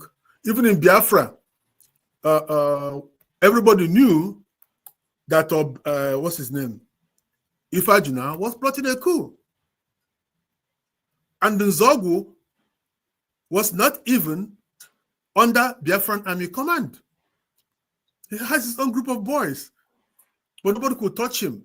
Yes, he was on his own. So nobody knew who really got him first. Whether it was the Biafran side, Ojukwu never trusted him. Okay? That got him. So there are a lot of things that we need to unravel, that we need to ask questions. Whenever I see a little thing like this, I ask questions, I say, what is happening? I've been very interested from day one. That when I met Colonel Languna, who was Gowon's roommate at Sandhurst, and I told him, sir, you owe us a book. And one thing I just wanted to know was what happened that day you and Effiong walked into Northern Barracks to end the war. He wrote the book. He's now passed, bless his soul. So we have a lot to learn. Instead of just spraying our mouth and saying, oh, I did this, I did that. Nobody won that war. There's one good thing that Gowon did, thanks to listening to Babia Seka, who brought out the idea of no victor, no vanquished. Elias was huffing and puffing. You have to write that you surrendered, that otherwise we go back to war. And why do we go back to war? These guys are already in Lagos, and you want them to just come out of the house, you leave them, they go back to Biafra, and then start collecting guns again and fighting. Who does that? Okay, so sometimes we let passion, emotions, and all this get the best of us. So we have to be clear-eyed. We can't do this again.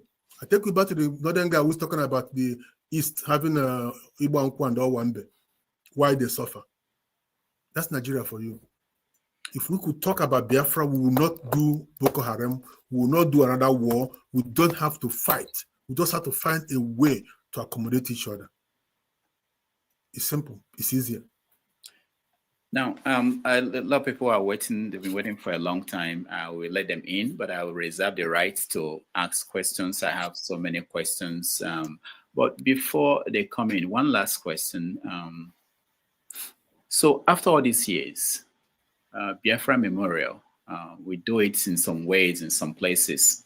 There is nothing really centralized. Thank you. People have said that the federal government is not doing it for us. Why is it that the people in the former Eastern region are not doing it themselves? Why is it that, for instance, we don't have a memorial where we have names of people who died in Biafra? Why is it that, I know there have been a lot of issues about Oji River, and the people who are there, former veterans who are begging. Do you think that not people like you who are veterans who fought, I'm talking about that the rest of the Igbo society or the South, the East, the former Eastern region, that they've done enough to preserve the history and legacy of people who fought that war? I wish I have an answer for you, but it's not because I'm here, but I did my best. Okay, when I started it, we had a mass to remember those who died. We had a lecture. The second year, Professor Echerue came. It was done in Colombia. Okay. The third year, we have Professor Buniba, who was in RAP. We had Ujia Fulezi. So the story is this. Nigeria, I don't want to say this, does not owe us that, or it could help. Remember that after the war, mentioning the name Biafra was taboo. At a point, before you say Biafra on paper, you have to put it on in quotes. Okay? But it affected all of us. In 2020, Yemi Osibanjo delivered a Biafra memorial lecture at Abuja. And the man said things that nobody knew about him. His aunt is married to an Igbo man. When they were going to leave, they told the man not to go. Bro. The man left. And to this day, they never heard about the man again. He was a small boy. He has a friend who is Emeka, left from school the day where I played. So my mother wants me back home. She went home and they left for East. He never saw Emeka to this day. He's living with that all these years and never said it. On that day, he said it. He was the lecturer for the lecture in Abuja. In the East, they don't want you to do that. Oh, don't talk, it's Biafra. Fine. I don't know how else. If I had the money, I will make it happen in Enugu or nowhere or anywhere. Look at the Hajoku lecture that we even do about Yam. That one is dead too. People just want somewhere where it's comfortable, where you can make some money and then go away. I stayed on it until World Igbo Congress said, oh, Mo, we'll take it over. I gave it to them, they killed it. So it's good to have this. We even designed that we have what we call a memorial wall, where we have the names of those who died. Okay, so just for remembering, nothing else. We talk about OG. Remember I raised money in Aladịmma project, where I was every month I was going to them and give them money, not to go to beg, where I call the Wounded Knee Junction. That in one of the hallmarks of Biafra was that we will not beg, we will not, in fact, begging was tabooed. That's Ahara Declaration. But after the war, those who fought for that principle were begging. So I was raising money. I bought what's it called? This grinding machine for their wives. Some of them have young wives who go to market, they buy something, they grind something, they make some money. So, but I wasn't, whatever I get, I send to them every month. So at least they can stop going for one day a week or twice, because most of them are getting old, and the Oji River where they live to the Express Junction is quite of a distance. Okay? That's what I do. I was doing it. I met Sullivan Chima and said, could you help? And, give people some money so they don't have to go begging every day. Then Wazirike came with his masop, packed them, went to his village and kept them there. Why? So I'm not interested in Biafra resuscitation, rehabilitation, reactualization. No, I left him alone. So the OG team closed. Oh, World Igbo Congress has started building was the toilet roll factory, so they can work and sell. Chief Egwong was the chairman then. Later, Carlo KKD, Diogo, took over, and they were trying to do this to make them there. What happened was after the war, Aseka moved them from Enugu to what's it called? To Oji River, out of sight. So nobody was seeing them again until I found about it and got involved. The rest is now history. So we can do more. I'm ready. I'm getting old. I want the young ones to get involved, but they are more interested in IPOB and all this other fighting again. If you fall down, during the winter, you slip down, you fall in the snow, you settle down before you get up again. Let's settle these things that we do. Let's, expunge the spirit, settle the spirit. That's what you do to a spirit. You don't kill a spirit. You cannot kill a spirit. You only find a way to placate it, settle it. We need to placate the spirit of Biafra. that is still around. How we do it is up to us. I hope it answers the question. All right, thank you. We didn't even get a chance to get to the works you've done. You've written several books, some of them fiction, some of them non-fiction. I think the one you're looking at is your novel, 2007, Nina, which I read. A wonderful work. I also know that you just published a book on Ordinary, which people can get it on Amazon, and so many others. You have several books. We will. I know we are going to have another conversation on Friday, which is the actual day that people are remembering Biafra and the people that fought during that war. But your latest work is actually called "The Fundamentals of Ordinary: Igbo Scientific." Spirituality. Yes, spiritualities. Can you tell us briefly before I get the people who are in the studio to interact with you? Can you give us a brief summary of what you try to do with the fundamentals of Ordinary? It's really very simple. By 30 years ago, when Ujua Fulezi said Igbo have no religion, if they have a religion, what is the name? So I came out, responded, it was in Gamji.com. If you remember, this is way back when I was publishing KWENU. So I wrote back and I said, no, we have a religion. Okay, you might not have the name you call it, but we have a religion. And the religion is Ordinary. I gave it Ordinary as a name. So I left it there, and we all went out doing our Christian thing, whichever way we can. But recently, the young men are going back and using the name Ordinary as an Igbo religion, and also to do a lot of things. Well, Soludo came up and said, he's banned this, he's banned that. And I came up with this book to say, listen, this is Igbo religious faith. If the young men are going back to it, we have to find a way to define it for them so that they know where to stop, what not to do. Okay? All these guys locked up now for doing some medicine. Nobody has told me why they should be locked up. So they did medicine. Yeah, so what? Prayer is medicine.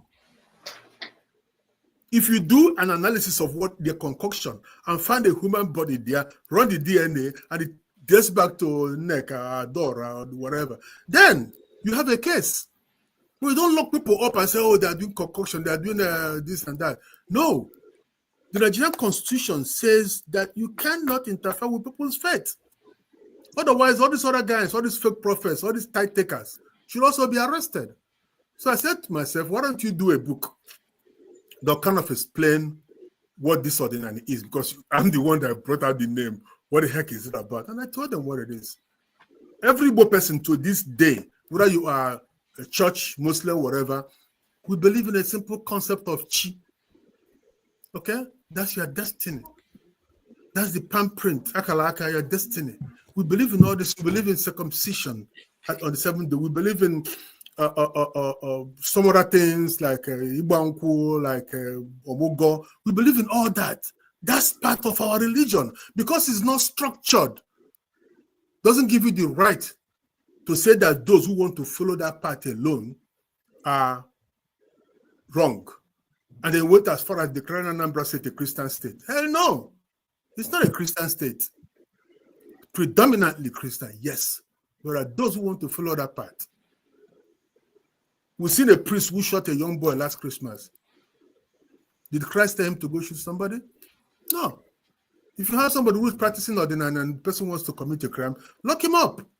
So my writing that book is to get us aware of the fact that most of the things we do in Igbo culture is actually based on the fundamentals of Ordinary, which is, it is anchored in earth. This earth, Ani, is a god. It's what you call Alosi. It's a god that we keep sacred. If you want to say the truth in Igbo land, you take off your shoes and put your feet straight to the earth. Okay, everything is about earth. killing is the wrong. You can't kill anybody. That's our religion. You can't kill people because you can't make a person. It's the highest crime. Even Okonkwo and Things Fall Apart wasn't killed for killing somebody. They have to exile him for 7 years. And then when you come back, you're coming back as a new person. It's assumed that you are dead. Okay, so we don't kill people. So those things are things I'm prone to bring back and say, look at the way we do. Okay, look at the way Igbo took off. Every girl in America now wants a Igbo. They don't want to do white wedding. That's the way it should be. The first one I wrote about kola nut communion. We have a way. Who has kola nut harmed? You pray over kola nut and say, oh no, it's evil worship. It's idol worshiping. That one is past. So I kind of stay in front and try to bring out issues that should be of interest to us, something that will help us as a nation to survive. Okay, maybe I'm trying to stay away from writing about my Biafran stories, but now I've opened up to it. I feel a little bit relieved. That's some of the stories I told here. I've never told them to anybody. But it's good to talk. It's good to say things, you know. All right. Thank you so much, Mo, and we really appreciate the work you've put in. I know I used to write on KWENU.com, and I was able to reach a lot of people, and some of my friends I have today were people I met when I was writing for KWENU. All right, let's go to people who are here. If you're in the studio and you want to join us, please turn on your camera. If your camera is not on, we are not going to bring you on. Tony, you're first. Welcome to the show, and go ahead with your question or comment. Good afternoon, Dr. Damages. Professor Mo, I welcome you. Glad to have you at the platform. I have listened to your rendition, some of them first-hand information that you garnered, and then some probably that you read. It's just a brief comment before I ask my question.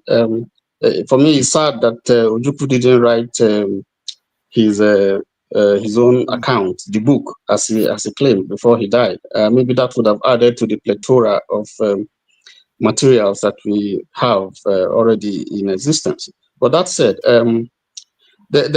you talked about the first bombing. You said took place somewhere in the east. I think I beg to differ, because the first bombing took place sometime around September, and it was in my town. It was in Asaba. Shortly after, federal Biafran troops withdrew, from their Midwest invasion. Not long after that, I think about 2 weeks or so, there was a MiG, a Nigerian MiG, that came to bomb. And in fact, from what we suspected, my father's house was targeted, because twice the bomb fell just a few inches away from my father's house. And I saw it. The relics are still there. I just wanted to chip in that maybe you could research that, and that could also add to our knowledge of some of the events. But that said, from my readings, I found out that the General Ironsi did send Ojukwu, who was in Kanu, to go and talk to Nzogu, talk to him to stop further prosecution of the coup of that coup, because he was still boiling. He was angry that he didn't really succeed, and he still wanted to go ahead. So against the background of what you said, that Ojukwu was targeted, I'm wondering how is it that if Ojukwu was targeted and he was sent to Nzogu to talk to him to calm down, and Nzogu didn't, Nzogu accepted if Ojukwu was targeted? That's my question. Okay, thank you so much. Very easy, my brother. Before Asaba, the war has already started in Nsukka. Before Asaba, there's a young man they call Johnny. He's a Polish Jew.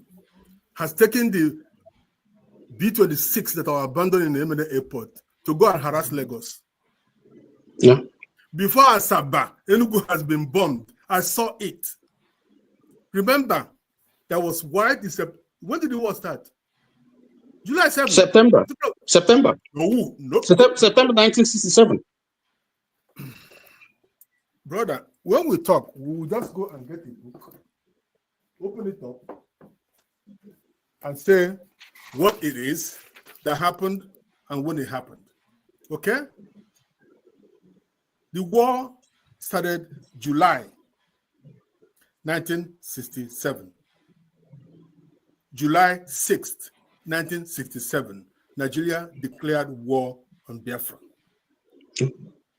Okay?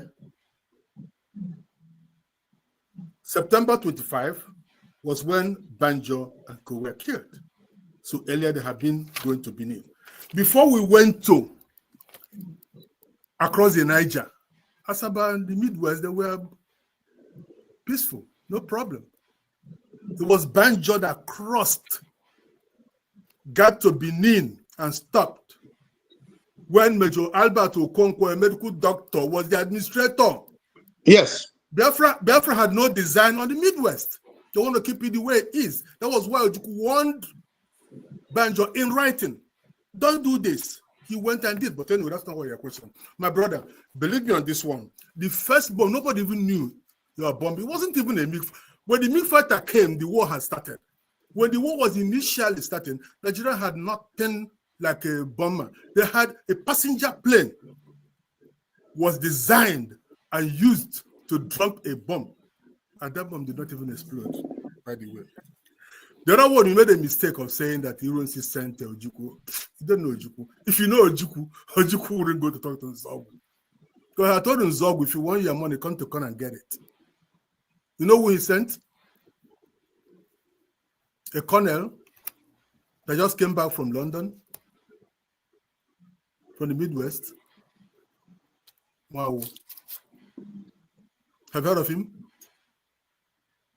That's yes, I know him. He's from Bender. He's from Delta. Delta, I know. Of course. Ojukwu knows.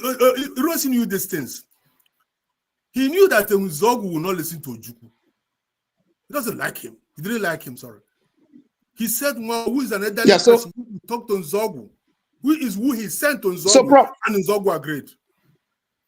So, Prof, are you saying that narrative, because this is not my own words, these are accounts that are documented. So, are you saying that's not correct? Believe me, he did not. He sent Chris Okibo, Chris the poet, to Ghana to go get Ime Fajuna. He sent Colonel Nwawo. You know where? Okay, forget about it. I'll show you where you go to get it. The story correct. Read Obasanjo. Nzogwu. End of story. That will settle the matter. He didn't say, he couldn't have sent to Ojukwu. Ojukwu didn't even get to Kaduna anymore. He just came from Kaduna straight to, no, he sailed from Kanu straight to Enugu to become the regional governor. So he didn't meet, when Nzogwu appeared in Enugu, he never went to meet Ojukwu for anything. Ojukwu didn't give any commission. He just paid rogue and went to Suka, and he was very popular. He was very, very popular in the East. So Ironsi did not send Ojukwu to go and beg Nzogwu. And again, I could tell you directly that Mrs. Mahadum wrote A Soldier's Spouse. And he knew all these guys closely. The husband was the paymaster of 5th Battalion, Kanu. He knew the Onwatiogwus, the Nzogwus, Mobolaji Johnson. They were a military family. She wrote a book, which I have these things are documented. I can tell you this for free. Okay? Here. At 23, they killed her husband. She was 23 with 5 children. Okay? So these stories are there. He couldn't have sent Nzogu because they knew, Ironsi knew that Nzogu and Ojukwu never got along. So oversold that story from everything I've told you now, and from the reference I've made, read Obasanjo's book about Nzogu. It was Colonel Nwawo, who just came back from London, that Ironsi sent to talk to Nzogu. All right. Okay, thank you. You're welcome. Thank you so much. Before we go to, I think the next person is Chim, I believe. Before we go to him, there's a question on the comment section from Nwachukwu. I can't find it, but I think if I remember what I read, he wanted to know, did Ojukwu release Awolowo from prison? I actually have an answer that Ojukwu gave, but go ahead. I wanted you to answer. It's common sense. It's common sense. Some of the things we know. Ojukwu was the governor of Eastern Region. Awolowo was locked up in Eastern Region. What do you expect? Okay, Obasanjo, Awolowo also went and paid homage to him. Is it a secret? It's not a story. He did. But what the person may be asking is whether Ojukwu on his own woke up one morning and say, "Oh, Chief Awolowo, out of there, go home." I mean, he couldn't have done that. Somebody in Lagos surely passed on the order to him. And the Wadaboko was here last time talking about what's his name, Adekaboro. Okay, he started in Liberia, and somebody just didn't wake up and say, "Oh, you know, Adekaboro, I'm going to come get you and kill you." No, somebody was telling him, "Listen, this guy is in your territory. Go shut him up." Okay, in this case, somebody told him, "All always in your territory. Let him go." So are you saying it's Gowon that told him? Could be Ronsi. I don't know. Okay. But somehow you see, the thing is, the things were happening very fast. So maybe the whole thing was on the way, coming down when Ronsi was killed, or Gowon did it. Whoever did it, I will very much doubt that Ojukwu woke up one morning and released Awolowo. Maybe he could have, proposed it or whatever, but the actual release of the guy from Calabar prison was done by the military governor of Eastern Region, Lieutenant Colonel Chukwemeka Odumegwu Ojukwu, period. Okay. I have a video, an interview I had with Ojukwu in 2001. I will release it sometime this week, and I actually asked that question and he gave an answer. So it will be up on our platforms as part of this Biafra memorial. Just a minute, Rudolph. Let me answer his order. The Tony asked a question about Ojukwu. Okay. When Ojukwu came to New York, when I took that picture with a blue shirt that they used during his memorial, that was me. I took that picture. Okay. I asked him, why don't you write about what happened? He said, jocosely, that Gowon should first write, that he started it. That was his answer. You know how he talked, we laughed. He said seriously that he would write. If he didn't write, he left behind enough materials to tell his part of story. And I believe him when he said that he had the recordings from Aburi. He had the recordings of Gowon calling him almost every day and talking to him. He had the notations, he had everything. And of course, there were witnesses who talked about what happened, those who saw bits and parts. So these are something, even if Ojukwu writes, Ojukwu was not everywhere. He wasn't everywhere. Some people have to tell the stories to make up what happened. American Civil War, we're still writing books and selling to this day after so many years. People begin to see different angles of what happened. So the same way with Nigerian crisis, we have to see it from different perspectives. Who made what mistake, who did what. But this idea of, we did this, no, it won't help. So like you asked me this question, I told you now, you might not believe me, but one day when you get access to these materials, you see that that maybe I told the truth, because you cannot always say you are absolutely correct. But I'm giving you the diversions of what happened. About the writing, Rudolph here will be my witness. Ojukwu was here. We went to see him. In fact, we were going to receive him from Penn Station. By the time we are walking across, we see the man walking walking from Penn Station to the hotel. You know, I was impressed. You know, such a man you old and saying, "Oh, we're just walking around the street in USA." So that's my answer to that. All right, thank you so much. I'm not sure the sequence that people came in, so bear with me if you will get everybody. Chim, you're next. Ruda, thank you very much. Dr. Mo, pleasure to meet you again. I've been wanting to ask this question, but this is a follow-up from the last time you were on the program. You've made the same comment, although I get a bit conflicted listening to that comment and in the light of what you just said earlier on. So last time when we had you on the show, you said the Nigerian Civil War was needless, that you know, the people who just fought a war, they didn't even know what they were fighting for. Mm-hmm. So I've always tried to play that in my head. I'm not exactly sure I agree. I know you know what you're saying, mm-hmm. but I don't assume I agree with you.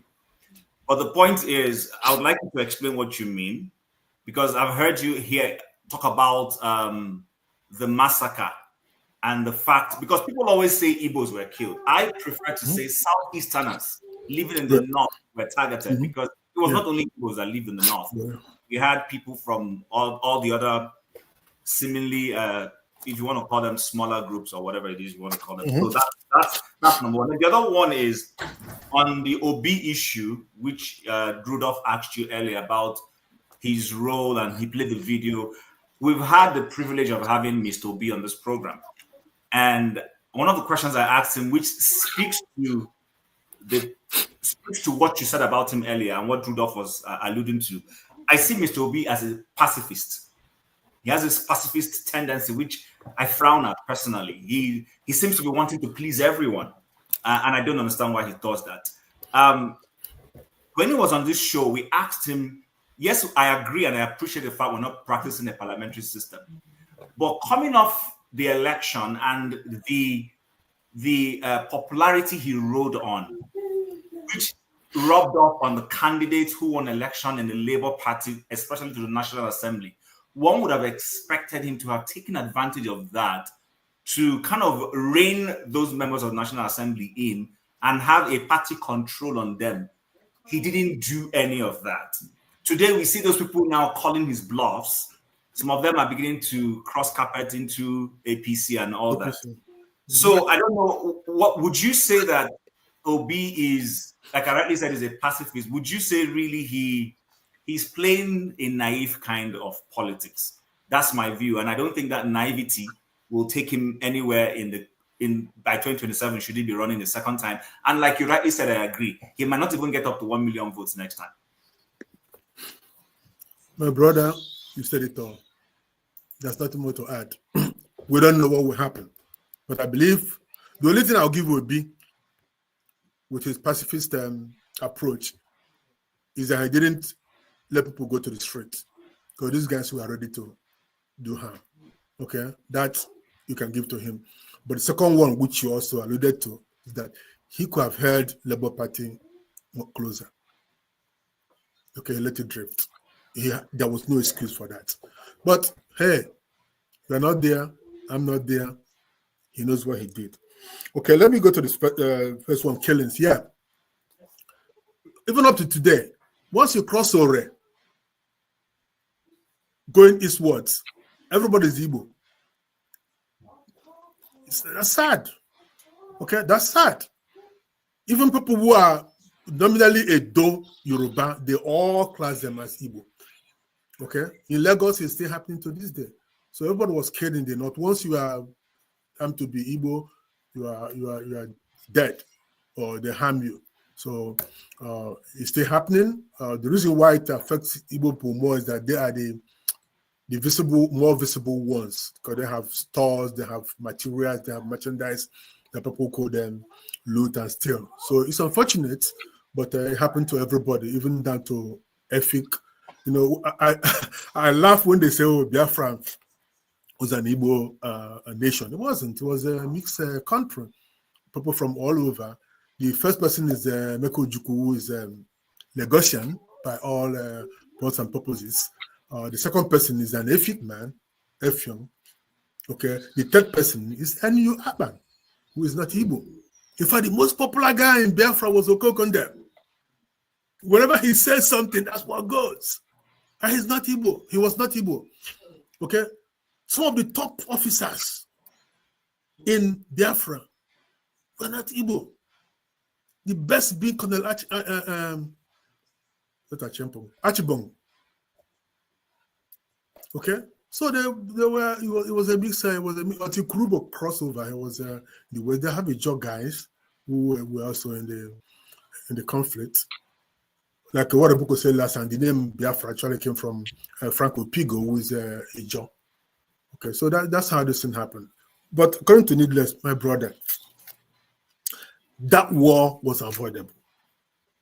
Totally avoidable. It was not necessary.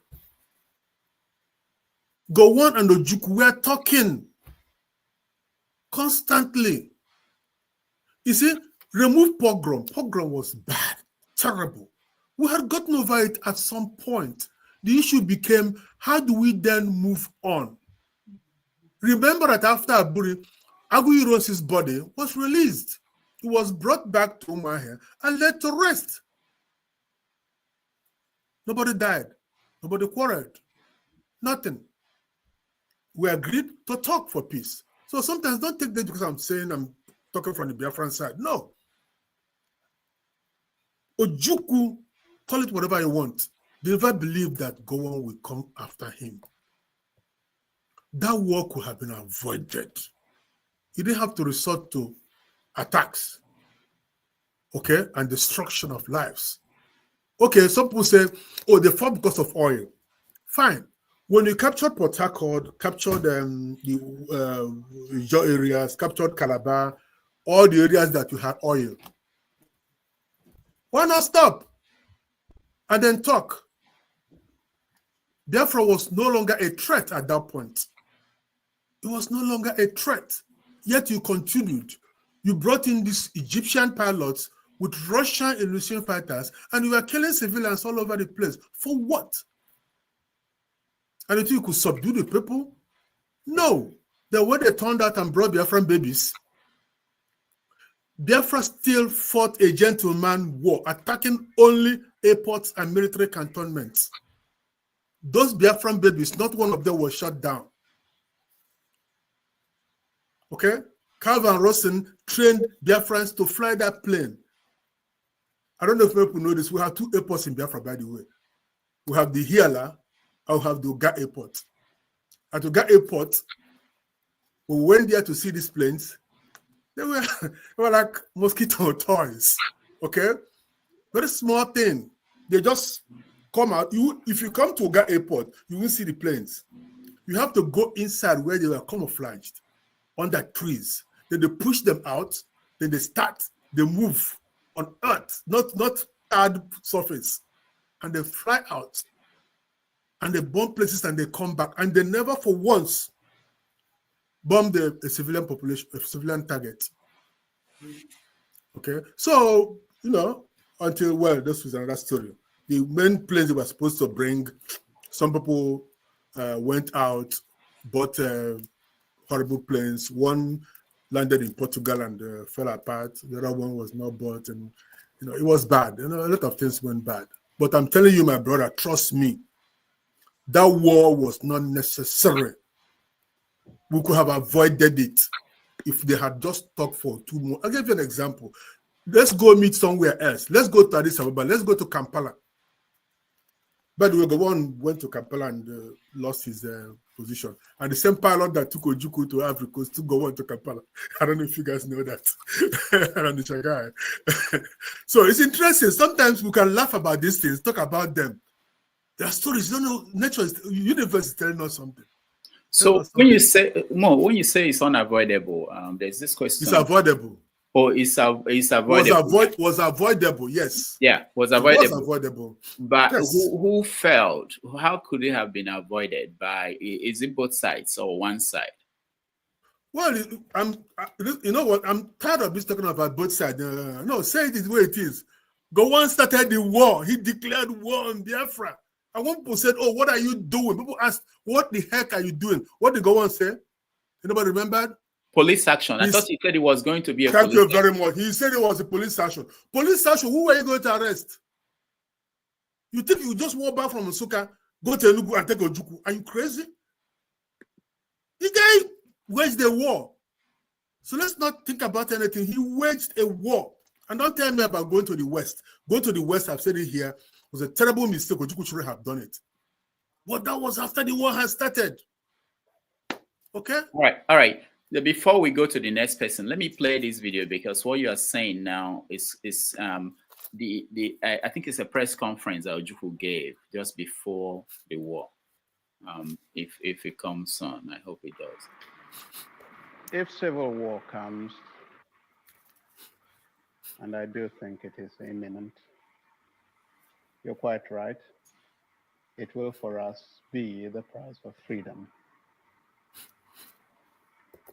Our people here have for a long time been prepared for this eventuality, and I am confident of their readiness.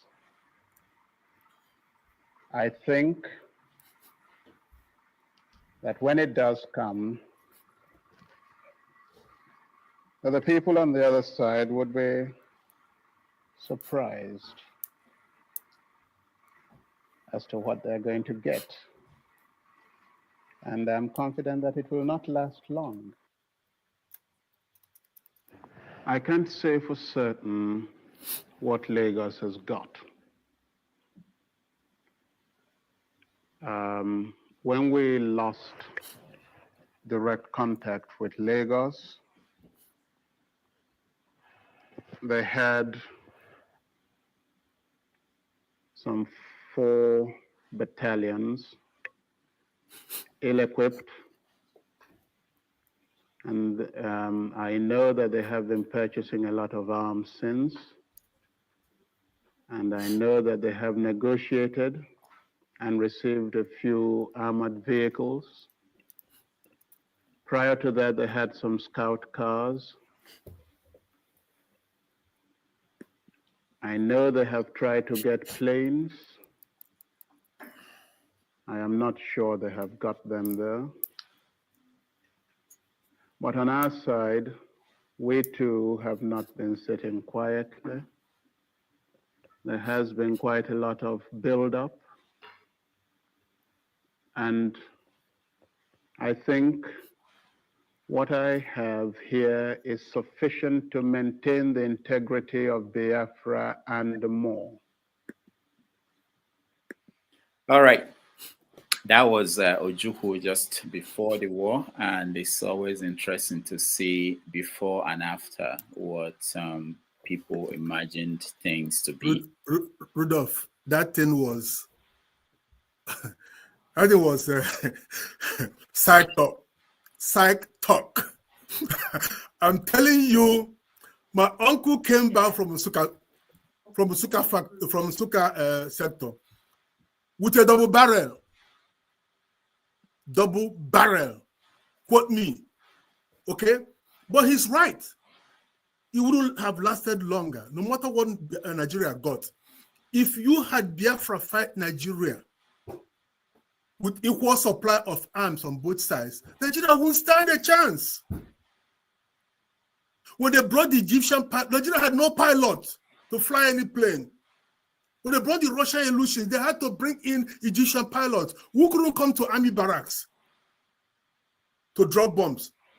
They have to target churches and markets. I told you about Ogu. I saw that with my 2 eyes. So what happened? Listen, you have Biafran army officers who are great tacticians. What happened in Abagana? What happened in Abagana? These guys could have, it wouldn't have lasted long. But talking about having all these things, we had people. We have people ready to fight and die. And they will tell you, take my bullet when I die, oh Biafra. If I happen to die, take my bullet. So that is, don't allow it to waste, so take it. A lot of we shot a goat and cooked it, and T1 water we came, chewed a bit. True story, I said it before. He chewed a pebble, a bullet. He looked at it and said, "Are you guys stupid? You're wasting bullets." Everyone was conscious of the fact that we didn't have much. But we have raw courage. So what Ojukwu was saying there is a message to go and don't try this no. So it wasn't that he had all that blah blah blah. He didn't have all that. He didn't. Okay, so it was raw courage. It was psychological. It didn't work because God still came over. All right, Michael, you're next. All right, hello everyone. Dr. Rudolph, once again, thank you so much for allowing me to come in. And Dr. Mo, it's a pleasure meeting you again. We thank you so much for your in-depth knowledge of that part of Nigeria. The question I have for you and my comment is this. When we talk about Biafra, and then Jim has alluded to it, it seems that we only talk about Igbos, the eastern part of Nigeria.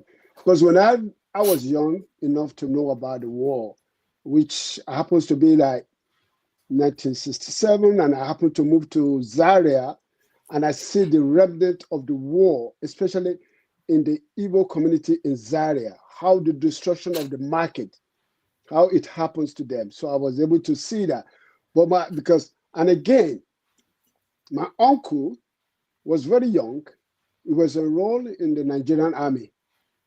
We only saw him going. We never see him coming back. And up to today, nobody ever tell us what happened to him.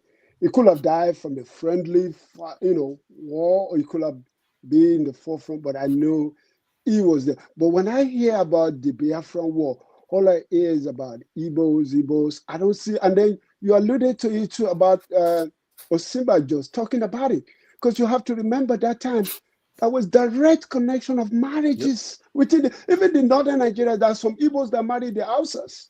Let's face the reality. There are some Igbos who have children who are from the outside, they have intermingled themselves. But when I say, I think for us to get the full history of our civil war, of everything, I think even though the majority of people that affected or this war was inflicted is the eastern part of Nigeria. But yet, we as other tribal, because I'm Yoruba, we have casualty too that needs to be mentioned in any book in the history of Nigeria. So I want you to talk about that. How can we get the total history of that war?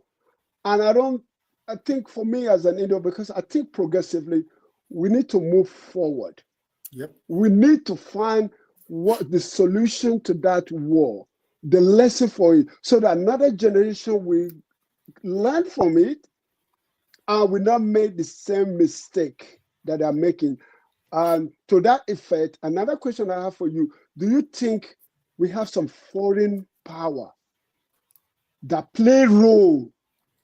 Because you say that they don't want to fight this war, it's avoiding war. Was there any foreign power? You know how these people manipulate us in Africa, how they engineer for us to fight against each other, divide and conquer? Because I see it among, so please talk about that. And thank you very much again. Good. So for the last one, of course, there are foreign powers.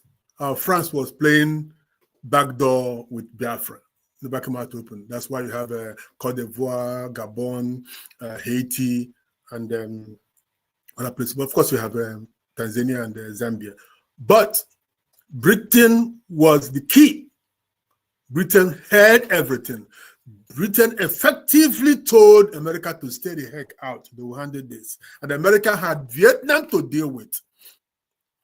At some point, I had a book here. Henry Kissinger told Nixon, they can't let this ride anymore. And Biafra had a very powerful Irish lobbyists, which also got to the Kennedys and to Ted Kennedy, who were then pushing for humanitarian aid to Biafra.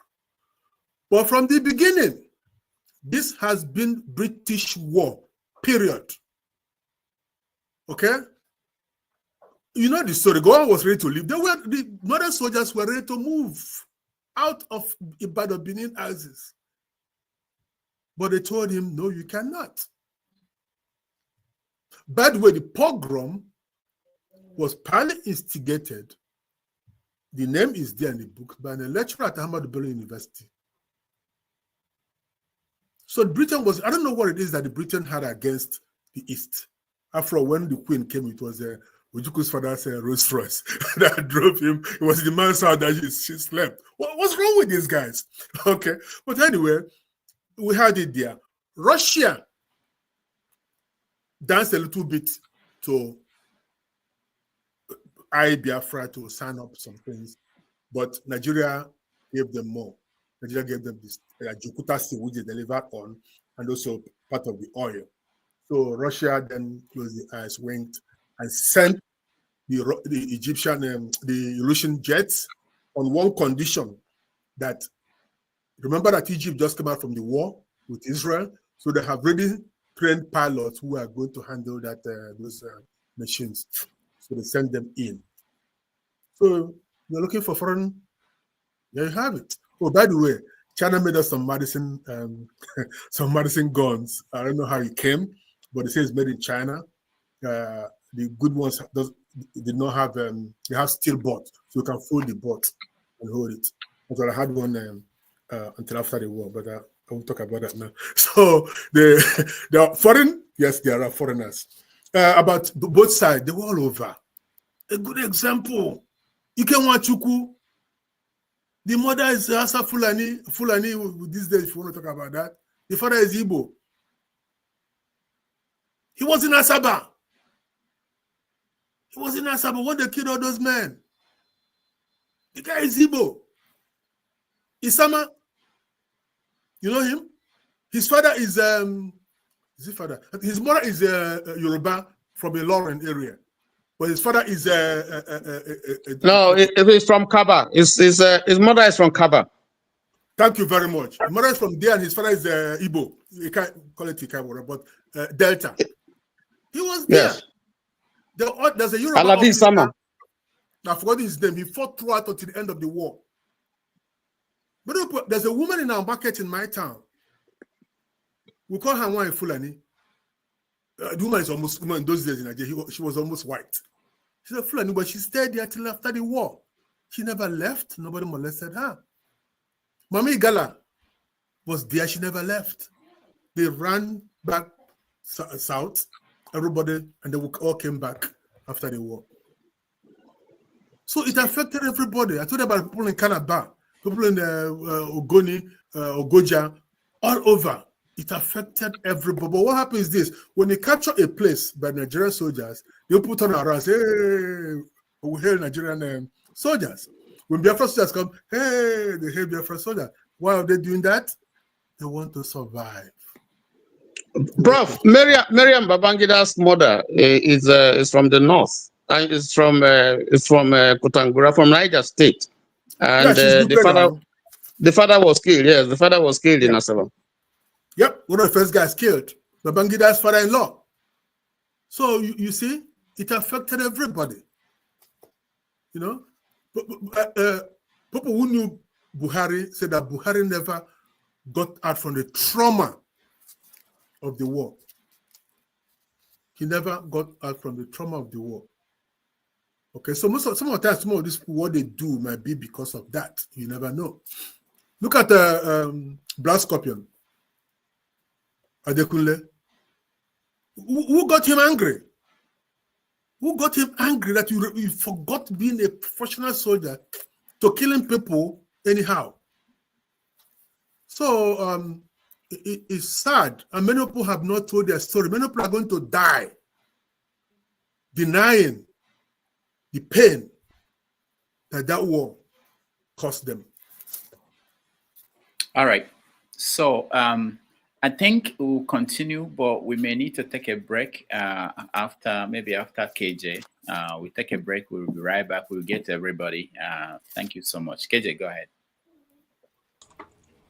Thank you, Dr. Mo. I thank you so much. I've truly enjoyed listening to you. Thank you, Rudolph, for bringing him again. And we look forward to being with you again on the very 30th of this month. Listening to you, reminds me, in fact, it's like going through some of the things that I've heard my uncles tell me about this civil war, and my father, who is of course going to be with the Lord now. And some of what you've said is exactly how they said. In fact, my uncle who took part was more involved than my father. Said that when they're going out for attack, because they didn't have ammunition, they all pray and say, okay, those of us in front, we're going to go forward. As soon as, if we manage to capture people with guns, whatever happened to us after that, just forget, you go ahead with the rest. Good. And that was how they were able to capture the first ammunition that they used in his own battalion. I don't know if that is exactly how the rest happened. But you said something that strikes me as somebody who has followed this Biafran story for a long time. I was opportune to meet with KWENU. I don't know if you know him, who also took part in the war. A very good writer also, and had a lot of discussion when I was, in secondary school with him about the Civil War. And one of the things you said is that, the war was needless and we shouldn't do it again. But has the thing that caused the war, why Ojukwu actually and the whole of the East went to this war, has it changed? Has that situation changed that now we can hope that our children will not go through the same process that, the Southeast went to war because of? That's one. Two, again, I totally agree with a lot of things you've said. But the thing is that the Igbos now, the Igbos as a tribe, I'm talking about Igbos right now, because right now it is even a bit, kind of, some people don't want to really identify as Igbos because, unlike some of us, I'll digress a little bit. When Peter B came to this panel, one of the question I both said I hold against him is saying that don't vote for me because I'm Igbo. The man who was defending Boko Haram and eventually became president didn't say that. He first said he's a northerner, and he was able to speak on behalf of Boko Haram, saying to Jonathan's government, in anything against Boko Haram is against the North. And yet Nigerians voted for him. They didn't hold him accountable to that statement he made.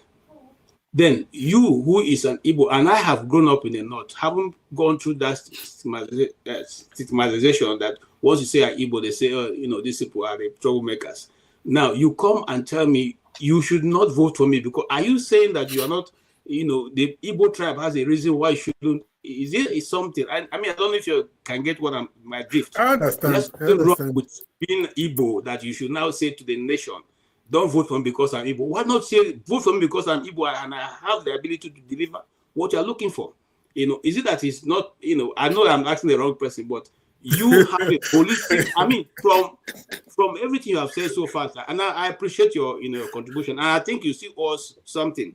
Put these things in a film, let's put resources together and bring about a film, because what you have said, I only see pictures as you're talking. I see a lot of pictures that will make a lot of sense, and will be a chat poster if you can put it together. You have so much, and you've called them, and I want to thank God for your memory.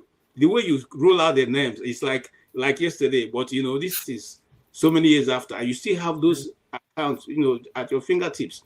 So I bless God for your memory. And I want to say, is it a problem being an Igbo person that you don't want your tribe to be represented whenever you have to go for a national? It's understandable. I quarrel with some of my friends when they say, oh, this, that. I don't know why I have to make somebody be what he doesn't want to be. It's like telling Wike, oh, you are an Igbo. No, if you don't want to be, that's okay. Let us move on.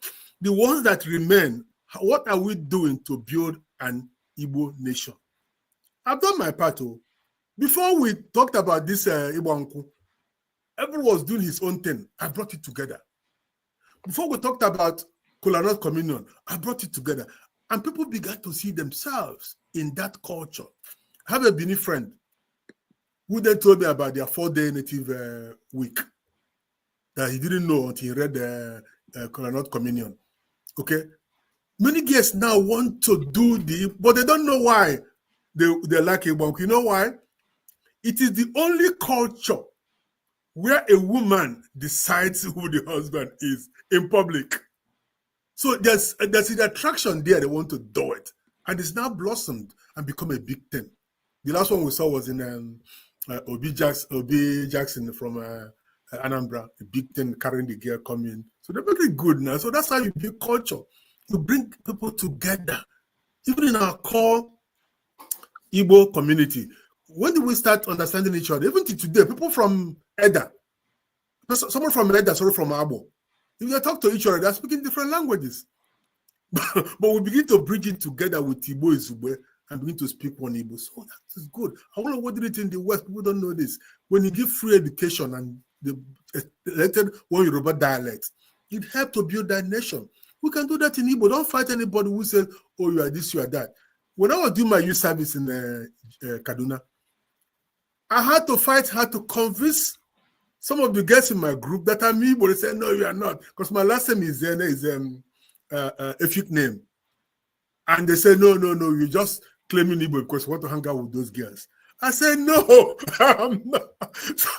So it happens every time. I never found being Igbo uncomfortable because it wasn't my choice.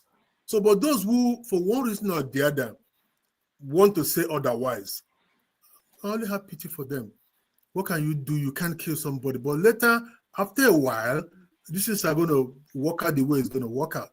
I don't know. I was telling my friend last time, I said, what this is you guys are doing in Lagos. One of these days, 20 years, 30 years, somebody's going to come out in Lagos and say, vote for me, I'm Igbo, and he will win. He said, how? I said, how? That's the way it rolls. Okay, somebody will come out and proudly say, vote for me. In New Jersey here, one of the governors is claiming high and low about being an immigrant. 10 years ago, he did not do that. But these days, people come out and say, I am an immigrant. Vote for me. You see, so that's how it rolls. I don't think we should worry about it. What we should try to do is to build a cohesion, something that holds us together. I said that our culture is our future. That will help us come together. If we have our communion, that's one thing that holds us together. Oji is Igbo. So we can do that. We don't have to fight anybody. Our culture is great. It's a culture of non-violence, a culture of trying to understand your neighbor, peaceful. So why change it? So that will bring many people in if you want to come. If you want to come in, that's okay too. So I don't think we should quarrel about this. We have a long way to go. And believe me, today, if you do a referendum in, say, Enugu and Ebonyi to come together as Enugu before, guess what? It will fail. Forget about Imo or Anambra. Just Ebonyi and Enugu, it will fail. So we have gotten comfortable with staying a little bit apart. But I believe that with time, we will all come together and get it together. Like Bendel. Bendel was so together before the war. But now you create a Do, you create a Delta. The Shekiris are on, what's the group again? The Urobo. They are fighting again. Okay? If you go to Edo, you have Edo South, you have Edo North. If you go to Lagos, some people are not Lagosians, they are from across the border from Ogun. They're not pure Lagosians. And you have all this, but with time, there will be understanding. So let's not fight over it. It's okay to do that. Then last one you asked me is, has anything changed? What's happening in Congo? Nothing has changed. It will be a shame if we have to go through this part again. Well, believe me, it could happen. It could happen again because it's all building up. Look at the latest things that are happening. You gave billions of dollars for Nigeria, and for Southeast, nothing. Not zero. Then you have a jump team. You have it in Lagos, but the people that affect are in Enugu, Anambra, and how did it jump? And then the one in Lagos is where they say, I don't know Lagos, but where they say mostly people live. These people, this thing keep happening. You keep going, oh, you do census board and nobody from the Southeast. Why? How? Okay, we slide, we move on. Then one day you got to a point where people will say, if we have to die, we have to die. Sometimes it's good to fight and lose than not to fight at all. Okay? But to this day, let me tell you one thing about Biafra that people still know. The Nigerian army has deployed its power in the southeast and left Boko Haram open. Why? Because they know that if these young men will ever come together and do something, it will be horrible. Look at what happened in the southeast. People dying anyhow. Whether you are Igbo or Hausa or whatever, people are going to die if we ever go back to this thing again. So we shouldn't. We, for our own benefit, for Nigerians, everybody in that area, it's good that we stop while we can. Because all this needling of a problem, talking on the net, and you go home and be happy that you insulted these people. Yeah, Igbo, Yoruba. Hausa now have their own problem. I think they don't talk about it. Or they have their own Hausa and Fulani war to wage. So, my brother, let's keep talking. Let's keep talking. Just like it should have happened in 1967. Let's keep talking. The day we stop talking, then we stop fighting. And when we start fighting, it's not going to end well. All right. We take a 3 minutes break. When we come back, we take the rest of the questions. And if there's any time for follow-up, we will. So thank you so much.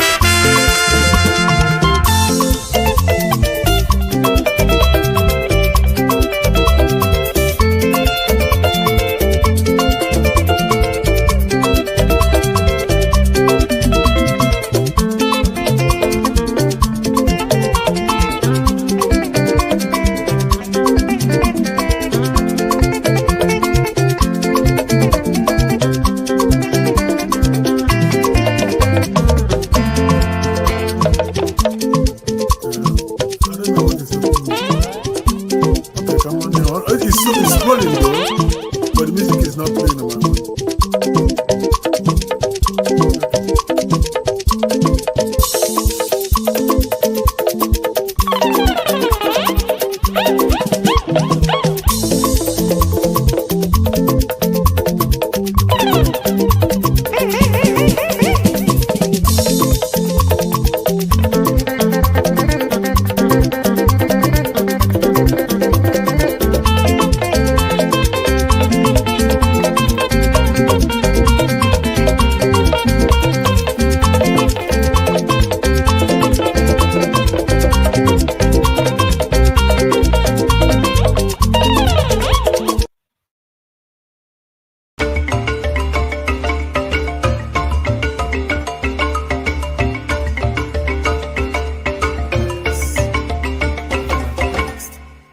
concerns me.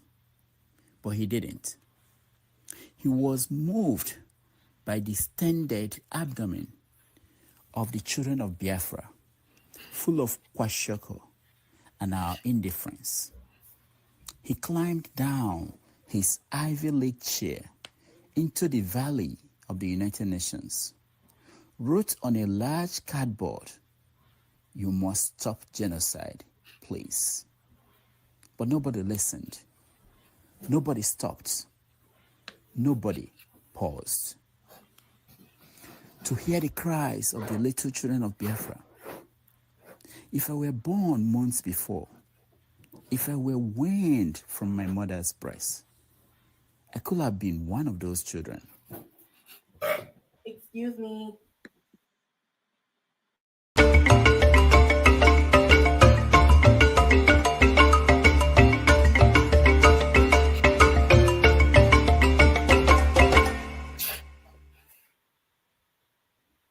All right, welcome back to the concluding part of our conversation with Dr. Moore. And I think the next person online is Niger is a scam. Welcome to the show. Oh, thank you, Dr. Rudolph. Thank you. First of all, I want to apologize for the last time you brought the Fulani guys here, you know. I was so furious and so mad and angry, and I used the F word on the fake professor. So I just want to apologize to you and the viewers and the panelists, not just for the man anyway, because if I see him personally, I will do worse than that. So I just want to apologize to you and to the panelists. Thanks for having you here, Dr. Moore. I mean, I'm not here to ask about Biafra. I just want to learn and listen, because what you are teaching us here, I mean, most young people, they don't know about it. You know, my father was a Biafran soldier. He told me his own part, because this Biafran story, everybody has their own part, you know. So it will be better, like what KJ said, it will be better if somebody can bring all this as a documentary, you know, that way the young people can watch and listen, different stories and different perspective and understand it, you know. So, but what I want to ask is just a kind of confusion that has been going on even on this platform. So what is the difference between ordinala and omenala?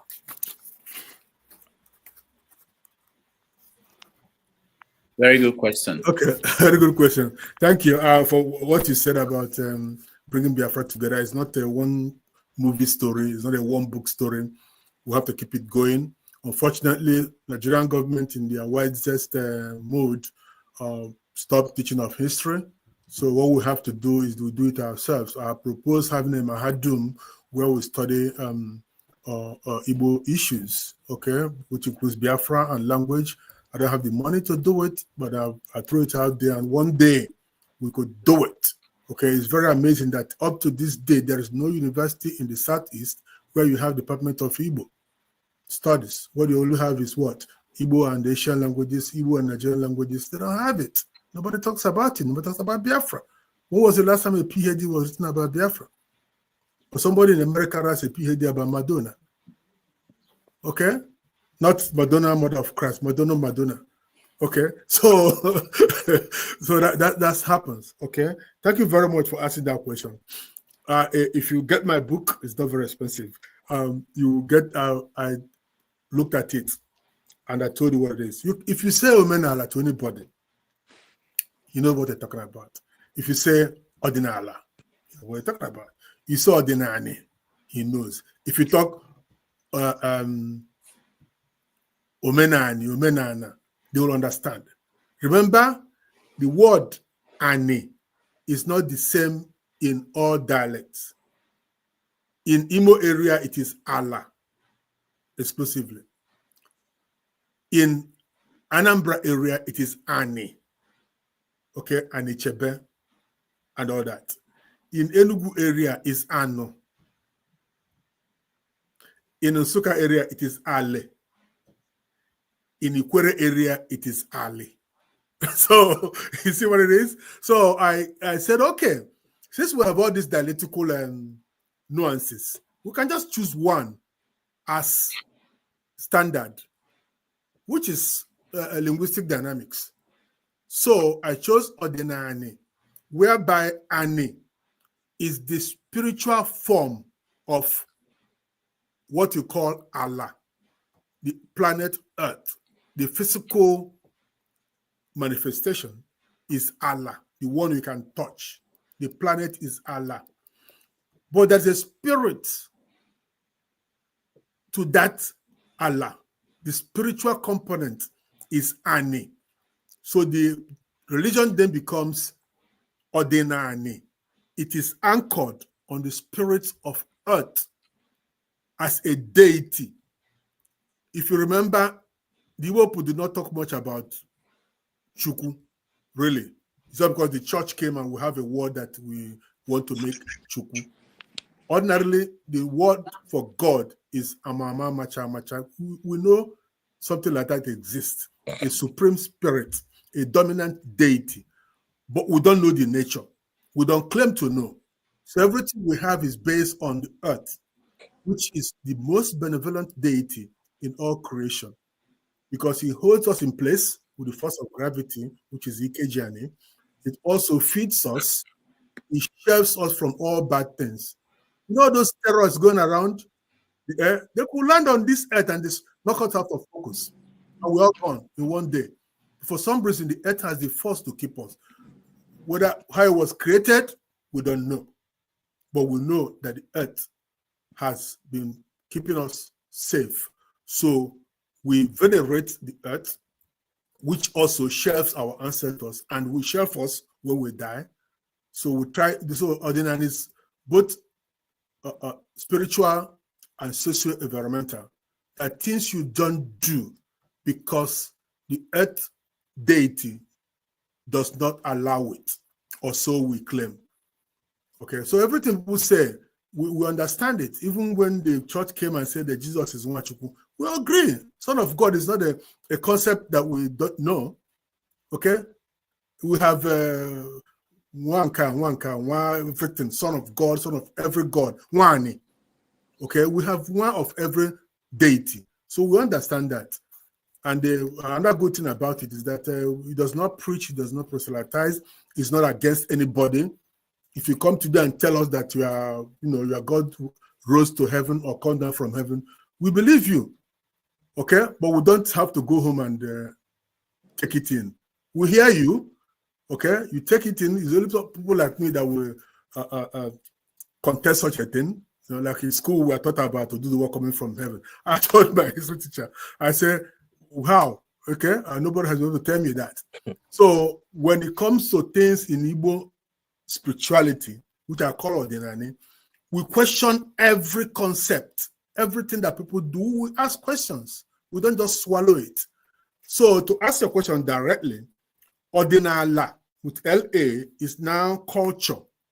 That is culture. What is culture?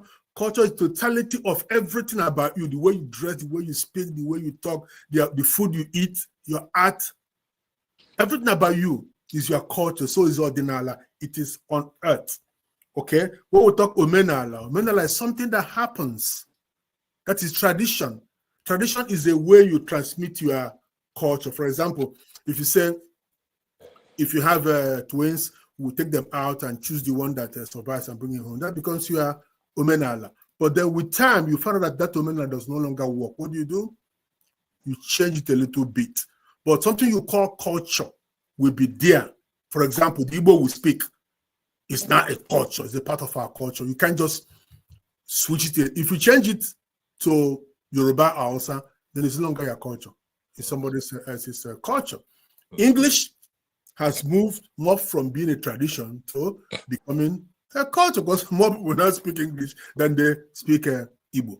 So that's what the difference that I brought in there. So Ordinala, Omenala has now been reserved for culture and tradition.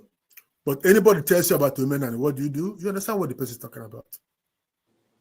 He's talking about a cultural component.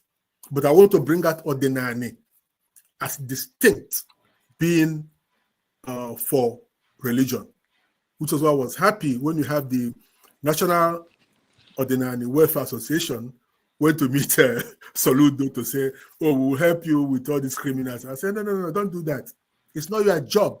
Leave the police to do your job. Form an association of Ordinary. And it's good to form that association because our young people are going haywire with this thing, calling it Igbo culture. It's not Igbo culture to build hideous pots and hang it somewhere and say, no, it's not. It's not.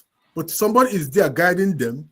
They will do it right. The chaplet you wear on your neck, the crucifix you wear, they're all articles of faith. So it shouldn't be different from somebody who put his own in his finger or in a ring or whatever he wants. It's all psychologically driven.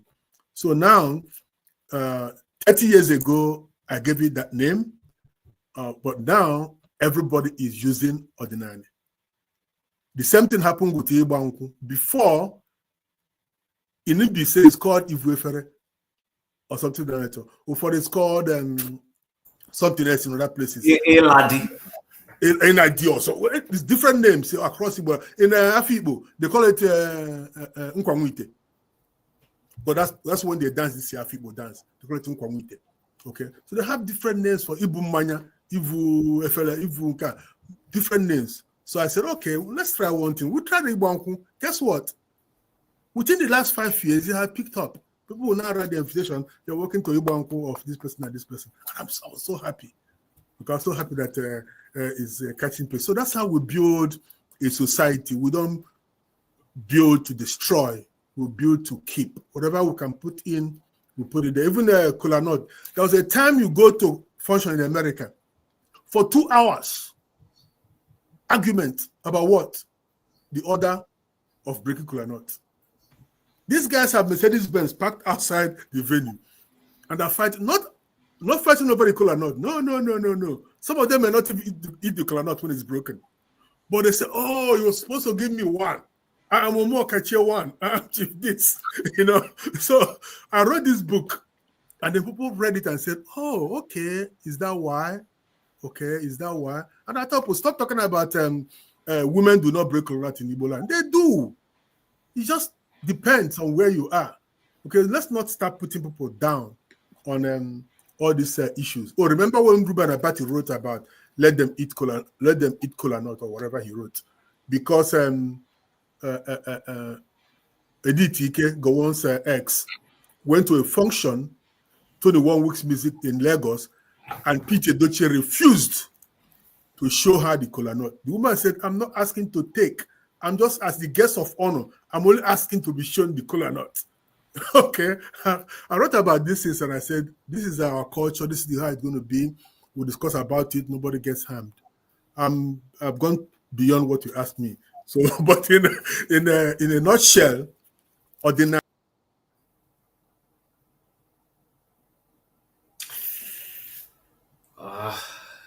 You've lost him. Our guest, and I'm sure he will join us again. I'm not sure what happened. And the next person that will, thank you, Nigeria is a scam. Thank you so much. We're not blaming you for this one. The next person that will get a chance is Righteous Man when he comes back. But for those who are watching who may want to buy some of his works, and you can give it out to people as gifts, especially people who tend to ask those questions that are very common. And what he talked about in most events in America here, when you go there, you see the drama around what's the procedure for doing this. I think his works. Can Doc tell us what the procedure will be? Because I know what the procedure will be in my community. But now when you now juxtapose Abia, Imo, Anambra, and all that together, how does the kola nut travel? It's the same thing, my brother. It's the same thing everywhere. The same concept. Forget what I'm telling you. In some areas, a person from Umuchima cannot break the kola nut before the person from Umu Eze. They have it locally. You can't. That's why when you go to kola nut, when the kola nut comes in somebody else's house, you just tell the person, Oje Eze de Eze Naka. The kola nut, the king's kola nut is in the king's hand, because he who brings kola nut brings life is a king. So you don't debate that. And again, there are simple rules. For example, the eldest male in a family consecrates. Stop using Ewa. Ewa is a chore. Cutting, distributing. Hey, that watch. No. Anybody can watch. The rule is who consecrates. It has to be the eldest male of the family, or the man that will come to his house. We went to somebody's house in Virginia. He brought a kola nut and they gave it to VP Ekwueme. He was the vice president. Said for him to break the kola nut. The man said, no, I cannot do that. I'm in your house. So the man said, sir, it's not every day that the vice president of a country comes into my house in America. Please. The man laughed, everybody laughed, and then he consecrates it. So that is an honor done to him, a privilege. It's not a right. Nobody has the right to come to your house and break the kola nut. So it's common rule. In Imo, they will break the kola nut along longitudinal lines. Why? Because it gives long life. In Anambra and the Enugu, you have to break it into pieces to get to everybody. So I don't care whether it's long or vertical or longitudinal. So that's the difference. But there's no much difference between in kola nut communion. I broke it down to presentation, consecration, and all that. So it's very clear. Let's not split it. In Imo is this way, in Anambra is this way. No, it's the same thing. The only thing that differs is how you relay it. How you relay it. Before you leave your compound, for example, you should know somebody whose mother is from your village.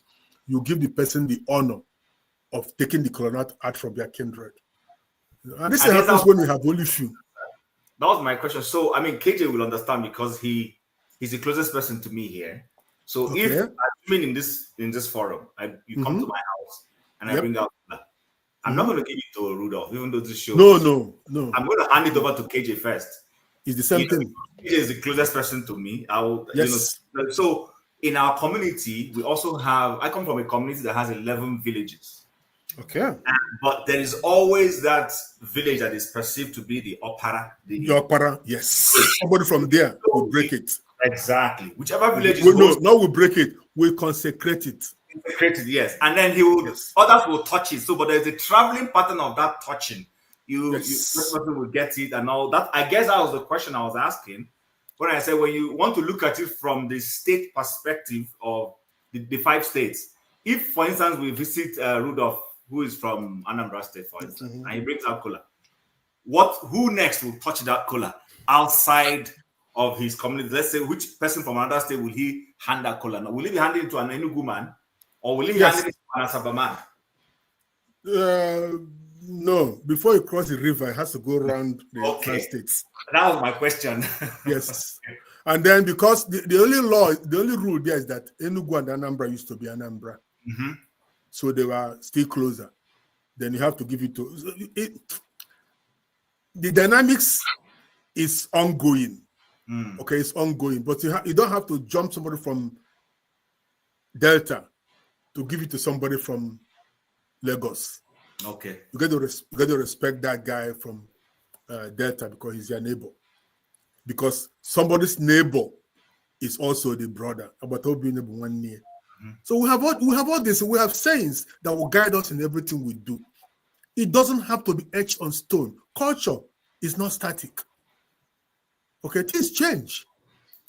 Okay, there's a way. What's the Omu? They had something in Enugu, And the Omu, bless her soul, she's not dead, Omu for Anioma, corrected the men for what they did.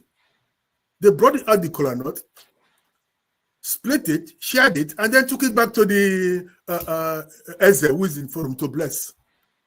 That was wrong. The woman said, no, men are here, I have to correct you. And she stood up and said, for next time, okay, you don't split the kola nut before you consecrate it. Okay. All right. Thank you. Let's go to Righteous Man. Yeah. Good evening, Dr. Rudolph. Good evening, the panelists. Good evening, Dr. Moore. I've been blessed by your teachings this evening. I live in Lagos. And I've been looking forward to seeing an Igbo man with such history that can enlighten us to know more of the things we were not taught or we've not seen, of which I think you've done very well this night. God bless you, sir. Thank you. I want to start by saying there are some submissions that were made that I am 100% sure that they are not correct. For example, after 2023 general elections, when some people under the influence of Peter Obi won a seat in the House of Reps and Senate, that Obi was unable to call them to order and tell them what is expected of them. I respectfully disagree with that submission. I've been in Lagos close to 46 years now. Larger part of my life has been spent here. I have been involved in grassroots politics, but sometimes I don't like coming out in the open to say it. I think some of the things, propagandas that people read on newspapers and filtered information that news producers and newscasters do dish out to the people does not actually represent the truth or the facts of what one can say they are the realities of things on ground. After that election, 3 meetings were held, different times, different period, where Obi organized all the elected officials under LP. They held a retreat, they held a banquet, and they held one meeting called familiarization of all the elected officers or officials under LP. And they were told what the people who elected them expected from them. So, and we know that most of those people who won election under, excuse me, under LP, won not that they were politicians like the Okada rider, the meat seller, and the rest of it. They saw an opportunity, they exploited the influence of Obi, and some of them did not even buy forms. They were given free of charge, you know, and they got in there. Right now, each of the senator is given what they call, what is it called?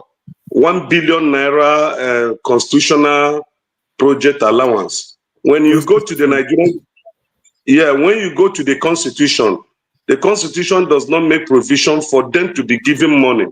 Rather, for them to identify a project in their constituency that the federal government will finance, you know, and it doesn't pass some certain millions of naira. But right now they are getting billions. Cars were given worth of 100 and something millions of naira. So definitely change. You won't know a person until that person is involved in money issue.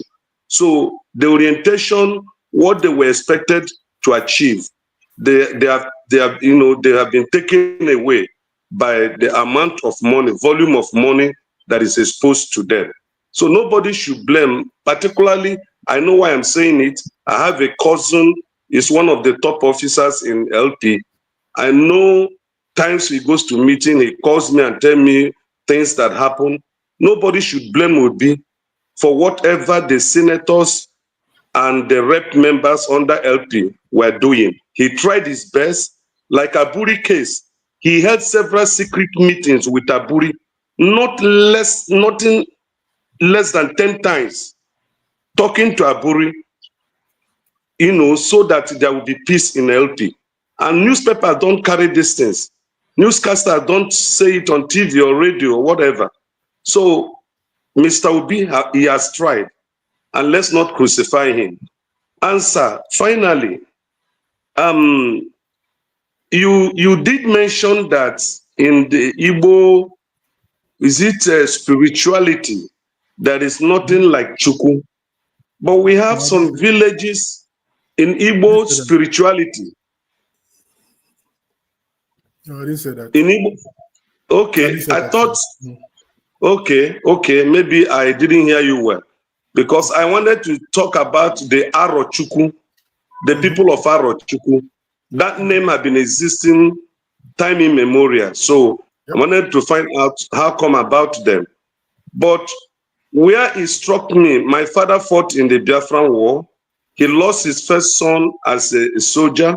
My father was a commandant in the army, Biafran army.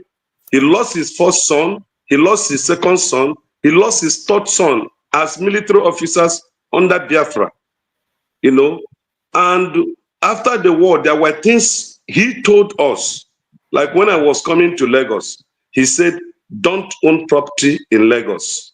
Don't furnish your house wherever you are living with millions of naira, because if anything happens, you will lose all. He lost all he labored for in Rivers State because we were all born in Rivers. He grew up there, had properties and every other establishment. But during the war and after the war, those things were lost.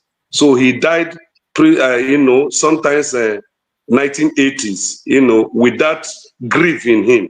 So I want to ask, sir, why is it, apart from you, and let me borrow this word, cautiously, sir, I noticed at the inception of this interview by Rudolph, you were carefully selecting and choosing the words you use.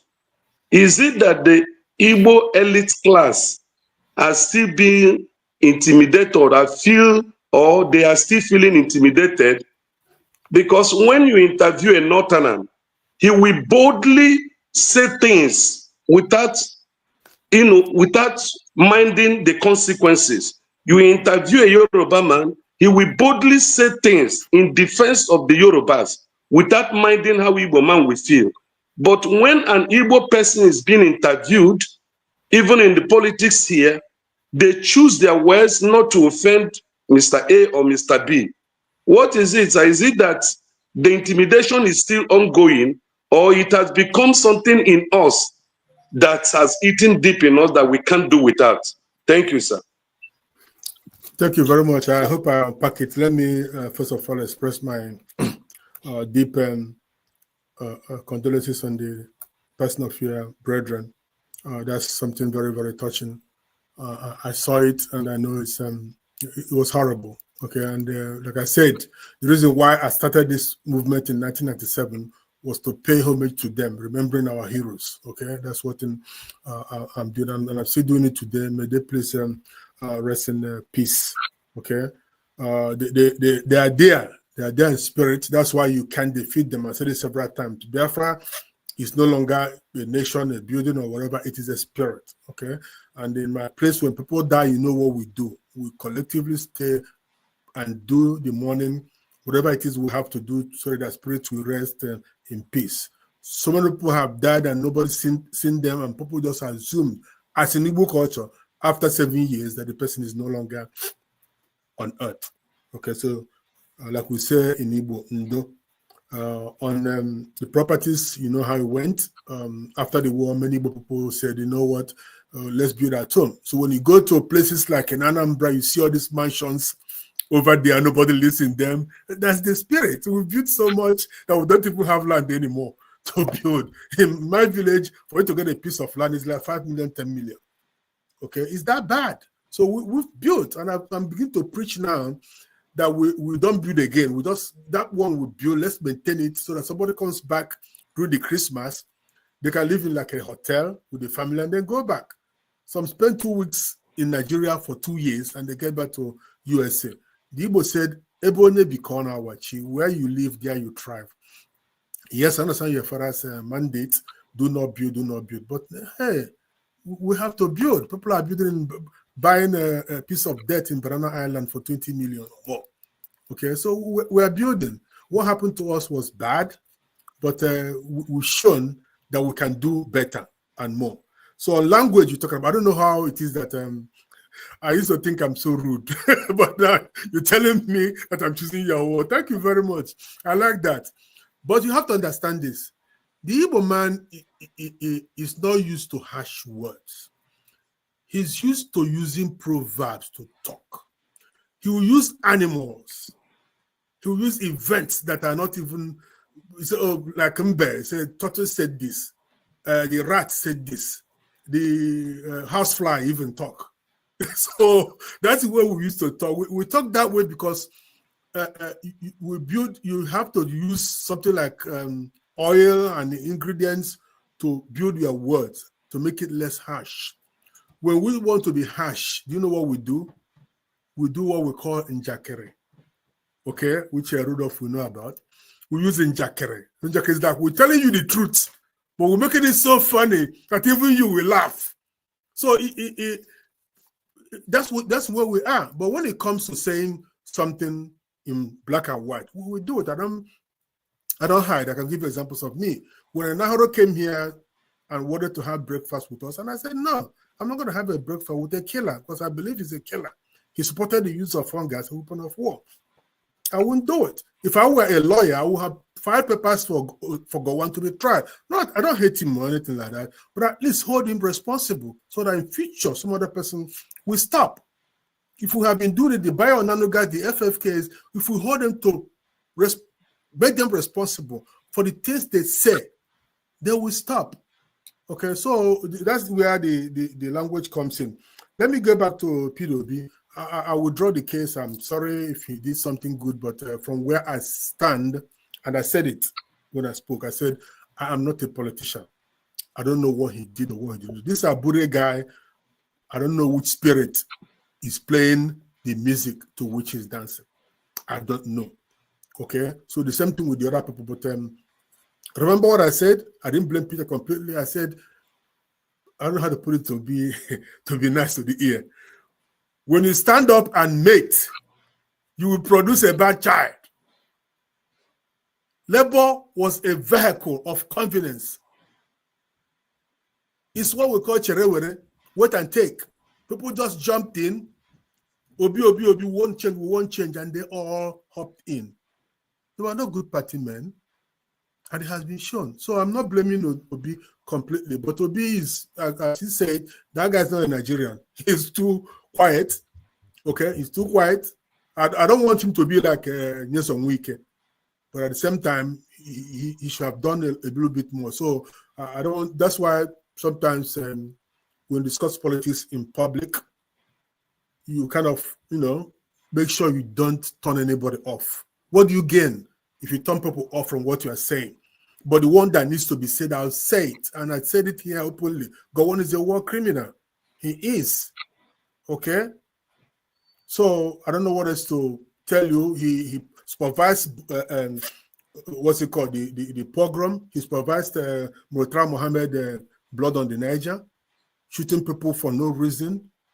So what else are we going to say about that? So that's where I don't know if I touched on everything, but another one is somebody posted here that Anambra is the elder. No, Anambra is not. Anambra is not the elder. We don't have an elder in Igbo land. We don't.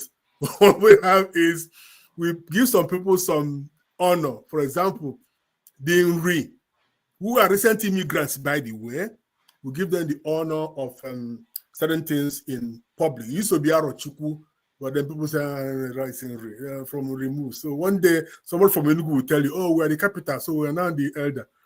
Nobody is elder. We give equal right to everybody. If you remember the history of Onyema Neke, who was the grandfather of the last foreign minister, when Obioko came to Enugu and took the high seat, Onyema came in and said, listen, I'm going to walk out from this place. If you don't get out from that place, the next time I come back, you'll be beaten to shreds by a leopard. I'm going to talk now. So the Onyema went out, and the white man said to this guy, listen, Onyema is who he is. Better give him the space. At least we're in Enugu, his domain. So Biafra just stepped down, the Onyema took his rightful position. And I believe from that day, when Onyema goes to Lagos, he doesn't go by road, ship, and motor to Lagos. You know what he does? He enters the train in Enugu, goes to Kafanchan, changes, and gets to Lagos by train. And on one of those trips, he shot himself in Kafanchan. Yes, Onyema committed suicide. So the story is still very iffy around there. So what I'm saying in effect is this. Anybody can claim whatever. If Anambra is the head, that's fine. No problem. We will get here, we'll cross the street. But Kola Nut kind of levels it. When you come to a man's house, please do not try to bless the Kola Nut. It's not your place. It's the man's place. Every man is a king of his caste. All right. Thank you so much, Dr. Moore. Let me just correct an impression.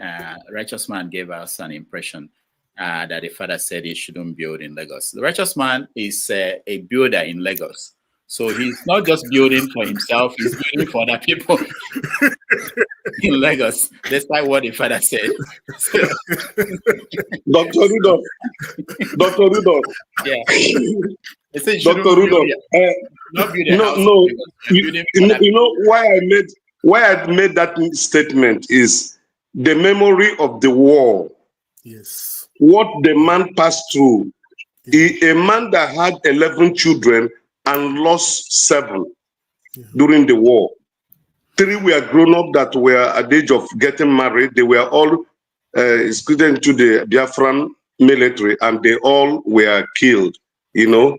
So that memory was a pain. So when he see us growing up, he told us, come, don't invest outside. But I'm just saying it as part of the pain he passed through. I'm a builder, and I build for people across board, even outside Nigeria. I have built in Ghana, Cameroon, Ivory Coast. I have gone there for my foreign clients and built for them. The doctor, sorry, there was a question that I wanted to ask you. What is the relationship between the Igbo tradition and the Benin? Because I had a project in Benin, in GRA Benin, that I spent close to a year there. So there was a meeting. That meeting involved the Igbos and the Benin people. When it came to breaking of this cola, I was in that meeting.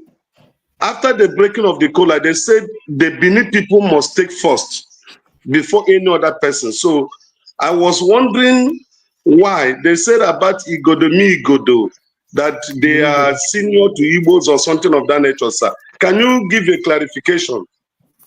They are not senior again. Nobody is senior to anybody.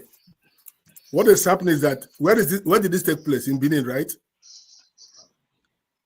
Yes? Good. In Benin. Yeah, it's their domain. They own it. They decide who takes what. You can't just go there. I said it before. You don't go to a man's house and decide the order of kola nut. It's a communion. The only thing you're trying to do is trying to tap into your energy, your chi, to create an atmosphere where everybody benefits from that spiritual interaction. So the Benin and the Igbo have a long history. In fact, the Oni of Ife has added to it. He said, the Igbo used to own this place. So I said, my friend, slow down. I don't know about that. But if you take how many millions of years human beings have been on earth, you understand there's a way that we kind of have contact. They do 4-day market day in Benin. Do you know that? Yes. You know about Ezechima. Okay? He was there. Okay, then I have a civil war, and then Ezechima have to be kicked out because they're immigrants, and they came back and established all those Onitsha communities. Okay? So It's simple. It's very simple. They do the kola nut thing. There are differences. For example, they don't do Ibanku the way we do. They have the man choose amongst girls coming through them. In Igbo land, we don't do that. You don't choose any woman. The woman will choose you. So that's kind of differences there. But apart from that, we say urban do in Igbo. We never believed in one almighty king of that nature. We never had that. So if you see, it's always peripheral, where you have all this Eze. In fact, in Arochukwu, we don't have what we might call political Eze. It is Eze Aro, which is a spiritual head. Remember that Eze means somebody and Eze, somebody who is revered. You have Eze here, who is the market master. Okay? You have Eze G, who is a big yam producer. So we have Eze for different things. So, but in Benin, that's where it's different. But if you go to Benin and doing kola nut anything, my brother, park by the side. It is, I mean, when they come to your house, park aside. When they come to your house, you decide what happens. You can't go to somebody's house and decide who breaks it. But people take it seriously. People take this kola nut thing seriously. I'm not praising myself, but after I wrote that book and published a lot of it in KWENU, people began to understand, to say, wait a minute, we can't fight this thing. You can't go be certain them whether it's Abaja or Ezinihite that comes first. They know. You let them decide that, and then the issue was solved. All right. We've stayed longer than we thought. For those who are interested in the books, they are all on Amazon. Just type in MONA and you see any of those books that he talked about, the kola nuts, the Ibanku, and the new one about Ordinani. I see Uzo. Uzo is Onyichie, yes, and more. So I will let him be the final person that will, ask a question or comment, and then we will go to the next stream, which is where people can now give their reactions to what we discussed here today. Uzo, go ahead. Yeah, Dr. Mo, thank you very much for coming to us. I have two things to answer. One is, why is it I know it takes a lot for you to talk about the Biafra war and everything. I have my uncle here, and you know him very well. He's a commander in Biafra war. He cries whenever I talk about Biafra, which you know him very well. Afokaja, you know him, I know. So he cried whenever he want to talk. Whenever he will talk about Biafra war, the old man shed tears a lot, and so many of them like that I met. So why are they not coming out to say what is going on, so that we can learn? Even my wife, when I was with my wife started crying when he started telling me about how the bomb was dropped, in one of the markets, or on the KD, they dropped a bomb in the middle of the market. Bones and heads started all over the place. My wife start crying on her own. I don't know if they don't want people to know what happens. I don't know what, but my mom told me a little, because my mom brought Sogo, so they know it told me a little of how a snapper was in our church snapping civilians. A white man, a snapper, was in the church, the top building, killing people like anyhow, So I don't know how we're going to put this together and try to talk to him, but you don't talk about the Biafra stuff, the experience he have, the trauma. At age of 80-something, is still haunting him all over the place. He tried to promote the Igbo culture, try to do everything he want to do, but it's not adding up. I don't know, Chim was saying something, but I don't think he arrived at what he was saying. It's different when we say he asked a question. If an Imo person, Abia, Anambra, Enugu data gathered, how is the kola going to be celebrated? Which I know that how is going to celebrate it? Not when you come to my house. Like example, we have a convention of all Igbo Union.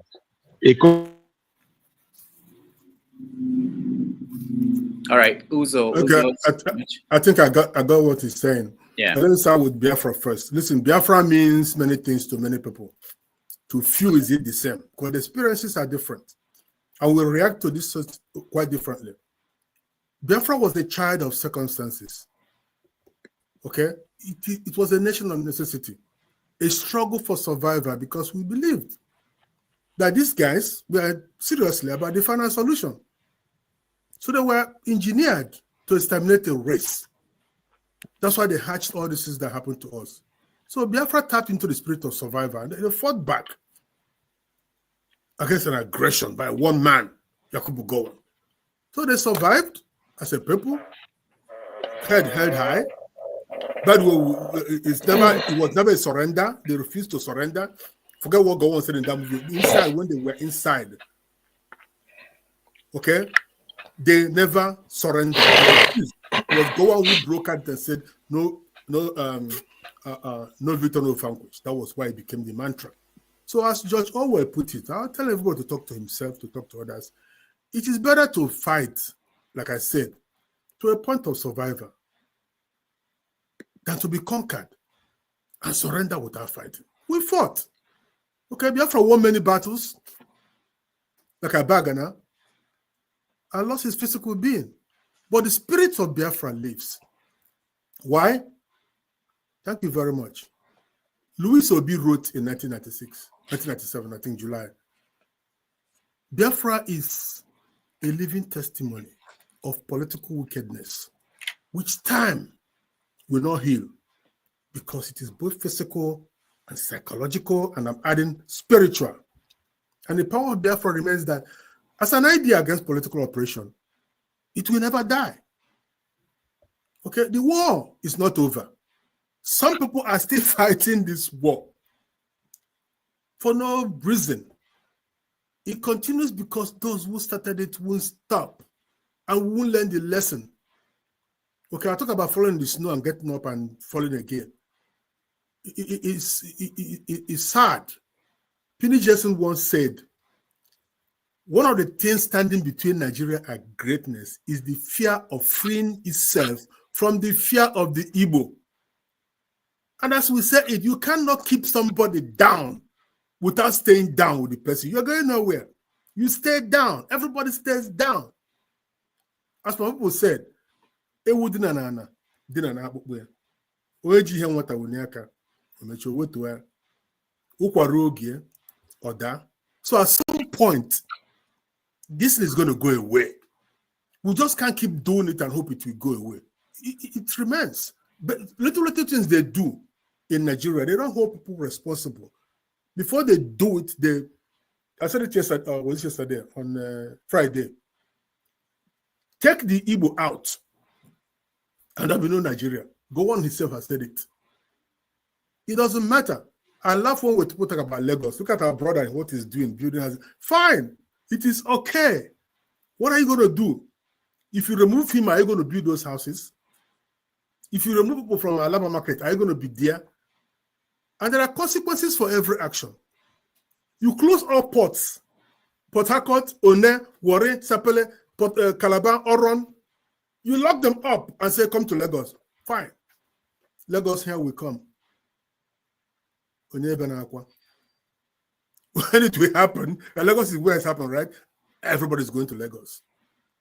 Why do you do this into yourself? Why do you just, cut your nose to spite your face?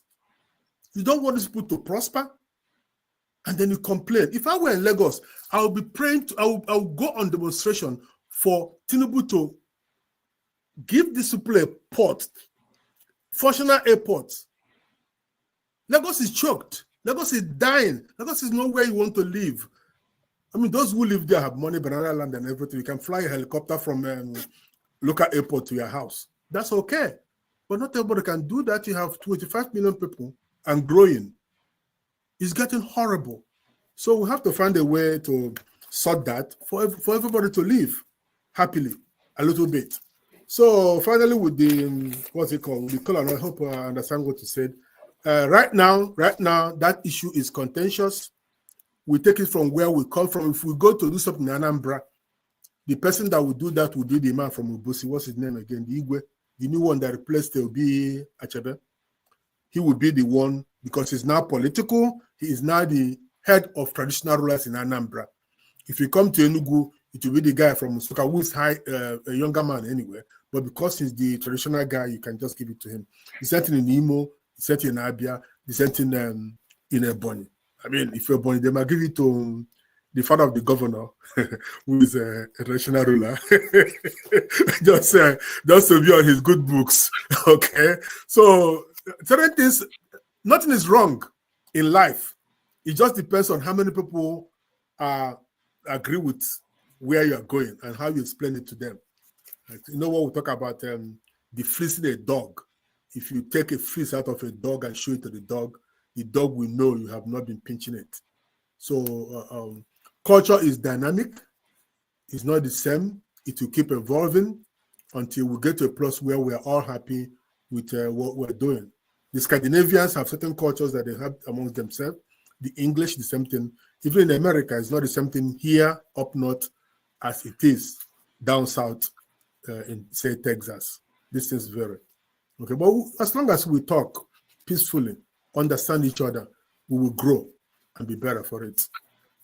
All right. I just want to acknowledge that CM, the man who used to be CM, now called Onodugo, is here, but we are rounding up now. So I want to thank you for joining us. Mo, thank you so much for being here today. I know you have to run. Let me just reframe, kind of end on this note. You said that Biafra as it was is not attainable, and Nigeria as it is not sustainable. Mm-hmm. And everything else is embellishment. Embellishment. Thank you so much for joining us. We are going to have you again come on Friday next week, because that's the day that we are doing the... This week, rather.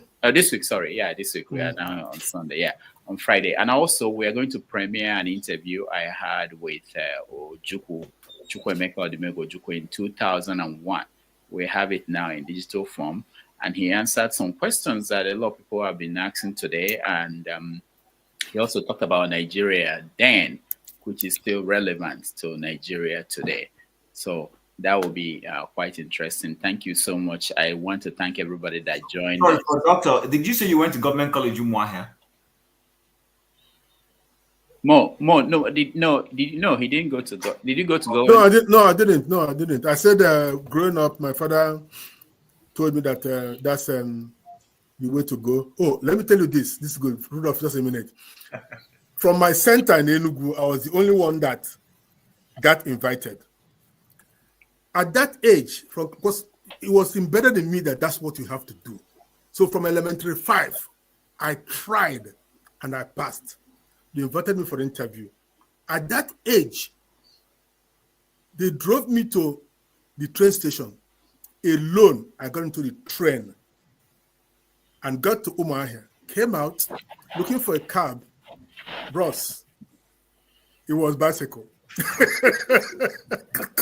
So from Umuahia, they took me on bicycle. The man, when he gets to a hill, the man comes down and keep pushing it until we get to it. The man would decide and run again. Until we got to Umudike, and then we had the interview. It was good. They prepared me. They taught me how to use a spoon that we're going to eat in the refectory and everything. So we went, had the interview, came back, and the next minute, things fell apart. So talking of what we lost, it was something that we needed to do. I didn't get to even do elementary 6 before going to the war. And when I came back, going to school was a war. There was no money. And this is one thing that Asika did that we have to give him kudos. So Asika removed church from every school, removed gender from every school. So once any school is closer to you, you can go to that school. So I went to the one near to my village. And that's why I'm here today.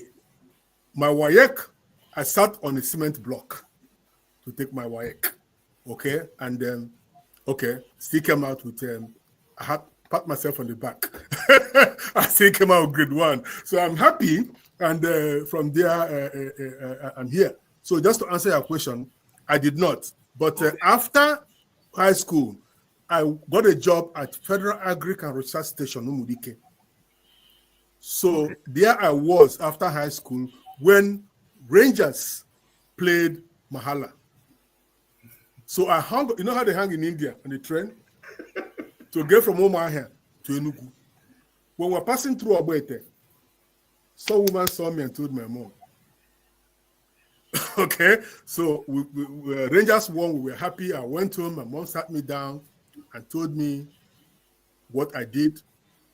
From that day to this day, I have not watched a live soccer match. Wow.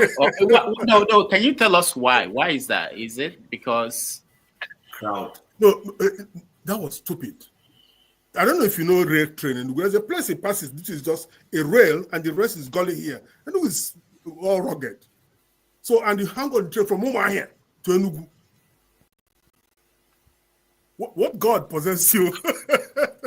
So I realized what I did was stupid. But what I did was driven by the war. It was driven by the war because I wanted to see an Egyptian team defeated. I don't know if you guys got this in. After the war, Rangers Football Club was an army of war. We went to war. And the first game they played was against the army team, and they beat the army team. Obasanjo was furious. And Rangers have been the only team in Nigeria that's never been relegated to the second division. And I told her, if I go and float it on the stock market. So yeah, I will buy. I'll put $100 in, not because I want to make money, but because I want to have that bragging right. Nah, it's only Rangers. Because Rangers it was war. For us, it was war. Every Igbo person was Rangers, and Rangers made Jim Mobodo to become governor. So we coped with the war in different ways. Okay, like what Retosman's father told him. We coped in different ways. We never sat down. We never vented. We never got counseling. We never got anything. So we made up our own. I made up my own. I went to Mahala, Egypt, Mahala Rangers game, and we won. And I was happy. So it's something. It's something. Wow. Listen, coming here has been a way for me to vent. I never told this story before. Now I told it, I can just go play it back and do some writing and begin to write my Son of the Sun. Yes. Yes, and, I was the Son of the Sun. give us credit that was where you decided that you have to write it. Definitely. Let me give Onodu go. Just one minute to say something. He's a prominent member of this platform. Yeah. Dr. Mo, you know, when people say Mo is not just M-O-E. Mo means Marius. E is for N. But O means whatever he says he means. But I know of M and E. So welcome to the platform. Thank you. The Rangers match you talked about, they said the headline after that match was "The day Mehala saw Wahala." That was I was there. Yeah. Live and direct. I was there. Yeah. The day Mehala Football Club of Egypt saw Wahala. Anyway, the thing is, you know, Mo, I know a lot of people that had participated in the war. They're always skeptical. Maybe if somebody is talking of another war, because they will say, no, war is not good. Of course, war is not good. Just like you will cancel people. But the thing is, not even a memorial for Biafra. Not when you establish when you build a Biafra memorial like a Lincoln Memorial, Washington Memorial, Jefferson Memorial in Abuja or anywhere. You are not doing it for the Igbo. You are trying to, because the history of Nigeria, the most important aspect of Nigeria as a country is the Civil War. You can't miss it. That is the most significant milestone in Nigerian history. So why not build a memorial for them? Now, the present generation, when they hear this type of thing, they feel that the war is still on. Otherwise, why should Oshibajo, as vice president number 2, sometime either in 2019, he went to Rwanda to go and hold a candle? Never again. He went to their memorial, Biafra and Rwanda memorial. He went there to hold a candle. Never again. What of your country? But when we say this, people tend to misunderstand it. So to me, why you see agitation for Biafra now with renewed venom is because of all this. Because if you build a memorial and people are going there, some people should have, professors of history would have been documenting a lot of things there. But you did not do it. Just because that name, we don't want to hear that name again. It's not possible now. Yep. It's not possible. This is what is fueling it. Anybody who want to stop Biafra, this is how you stop it. But they deliberately, they don't want to mention it. It doesn't happen that way. In 1993, they annulled the election, MK Abiola. People say, let's move on. Let's move on. An example, Abubakar Rimi came to tell the Yoruba politicians from the Southwest that you had better move on. Where train has left the station. Bola Ige laughed at him. Do you know that to bury June 12, it took up to nearly 30 years. They have to start giving Abiola GCFR, Kingibe GCON.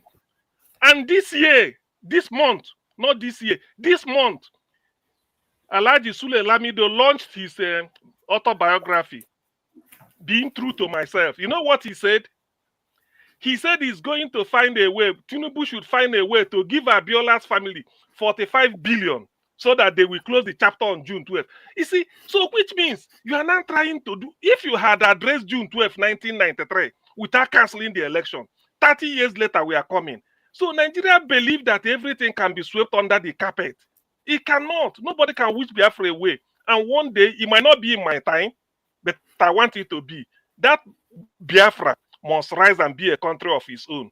After all, and a Filipino-American, a Filipino-Chinese, Emichua at Harvard University, wrote a book in which he said the foremost itinerant tribe in the world are the Indians, the Jews, the Chinese, and the Igbo. But of all these four, only Igbo do not have a homeland of their own. So that is quite remarkable and very significant. So when they are mentioning about, I have a poem I composed on Biafra. We read it on Friday. It will shock everybody. So this is exactly what we are talking about. You create the first genocide. Correct me if I'm wrong. The first genocide in the African continent and second to Holocaust in human history. You want to wish it away? Nothing. Reconstruction, zero. Rehabilitation, zero. Therefore, no reconciliation. Yet we are even punishing them upon that. I mean, this is, if I continue, it's punishment. So it's only that Nigeria do not want Igbo. Why not allow us to go? Thank you. All right. Brother, I saw what you said and all. By the way, it's not Maris. Okay? Rudolph knows why I'm not using the O. Okay, I should have used the O. I love it, but something happened. So use Mazi. Okay. Mazi will do. So thank you so much, because we are trying. We are trying. What you said, I can't take away from it. It's good. They want to give Abiola a day. They gave him July 12th already. They want to give him money. That's okay. But then, in our own case, they gave us those who had money there and didn't touch it. This idea of giving 20 pounds. Nobody was giving 20 pounds. You are giving 20 pounds out of your money after the war. Okay? It has been punishment and punishment and punishment since then. We know this. Like I said, you're fighting a spirit. One day, I hope, when I said Biafra unattainable, I didn't say Biafra. Mind my words. It's Biafra as was. Biafra could be bigger. It could now encompass, like Nnamdi Kanu is going, encompass Igodomigodo and other places. I don't know. After Ghana, as today, was a bigger country somewhere around Mali. It could come. It could use your name as Biafra, but if we make it Igbo, Biafra is not an Igbo word. Okay? It is not Igbo. It should be Biafra, because we don't have two consecutive consonants in any Igbo word. Okay? So that's one thing we're going to do. And that's why I propose Mahadum. Let's have a Mahadum, begin to do it ourselves and study it and push this. Many people don't know the stories we're talking about. They need to know. Okay? So if you remember, by the way, Bianca built a monument for the young man that Rudolph put up, who burnt himself at the United Nations. That's a good one. So let's remember her for that. Let's give her kudos. The husband told her to build a house in Nnewi and name it after this young man who killed himself for Biafra.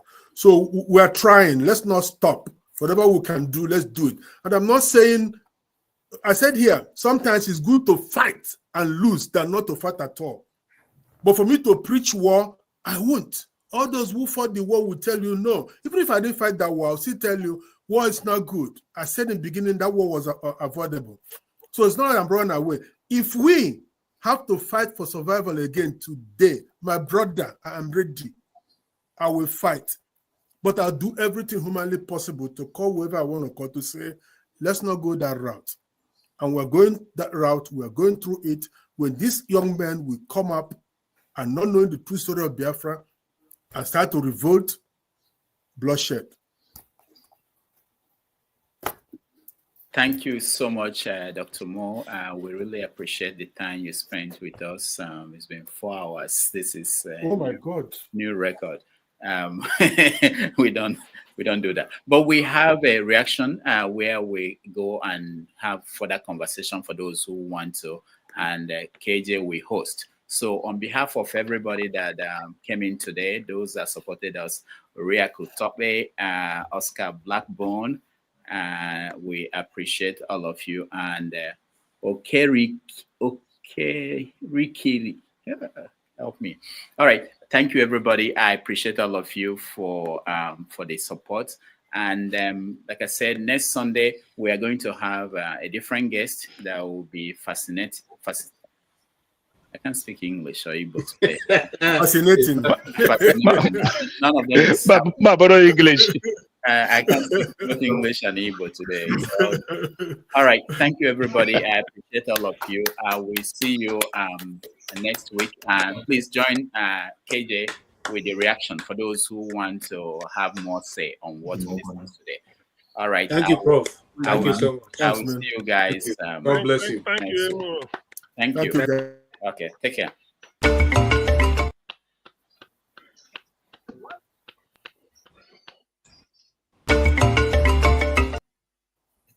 Show.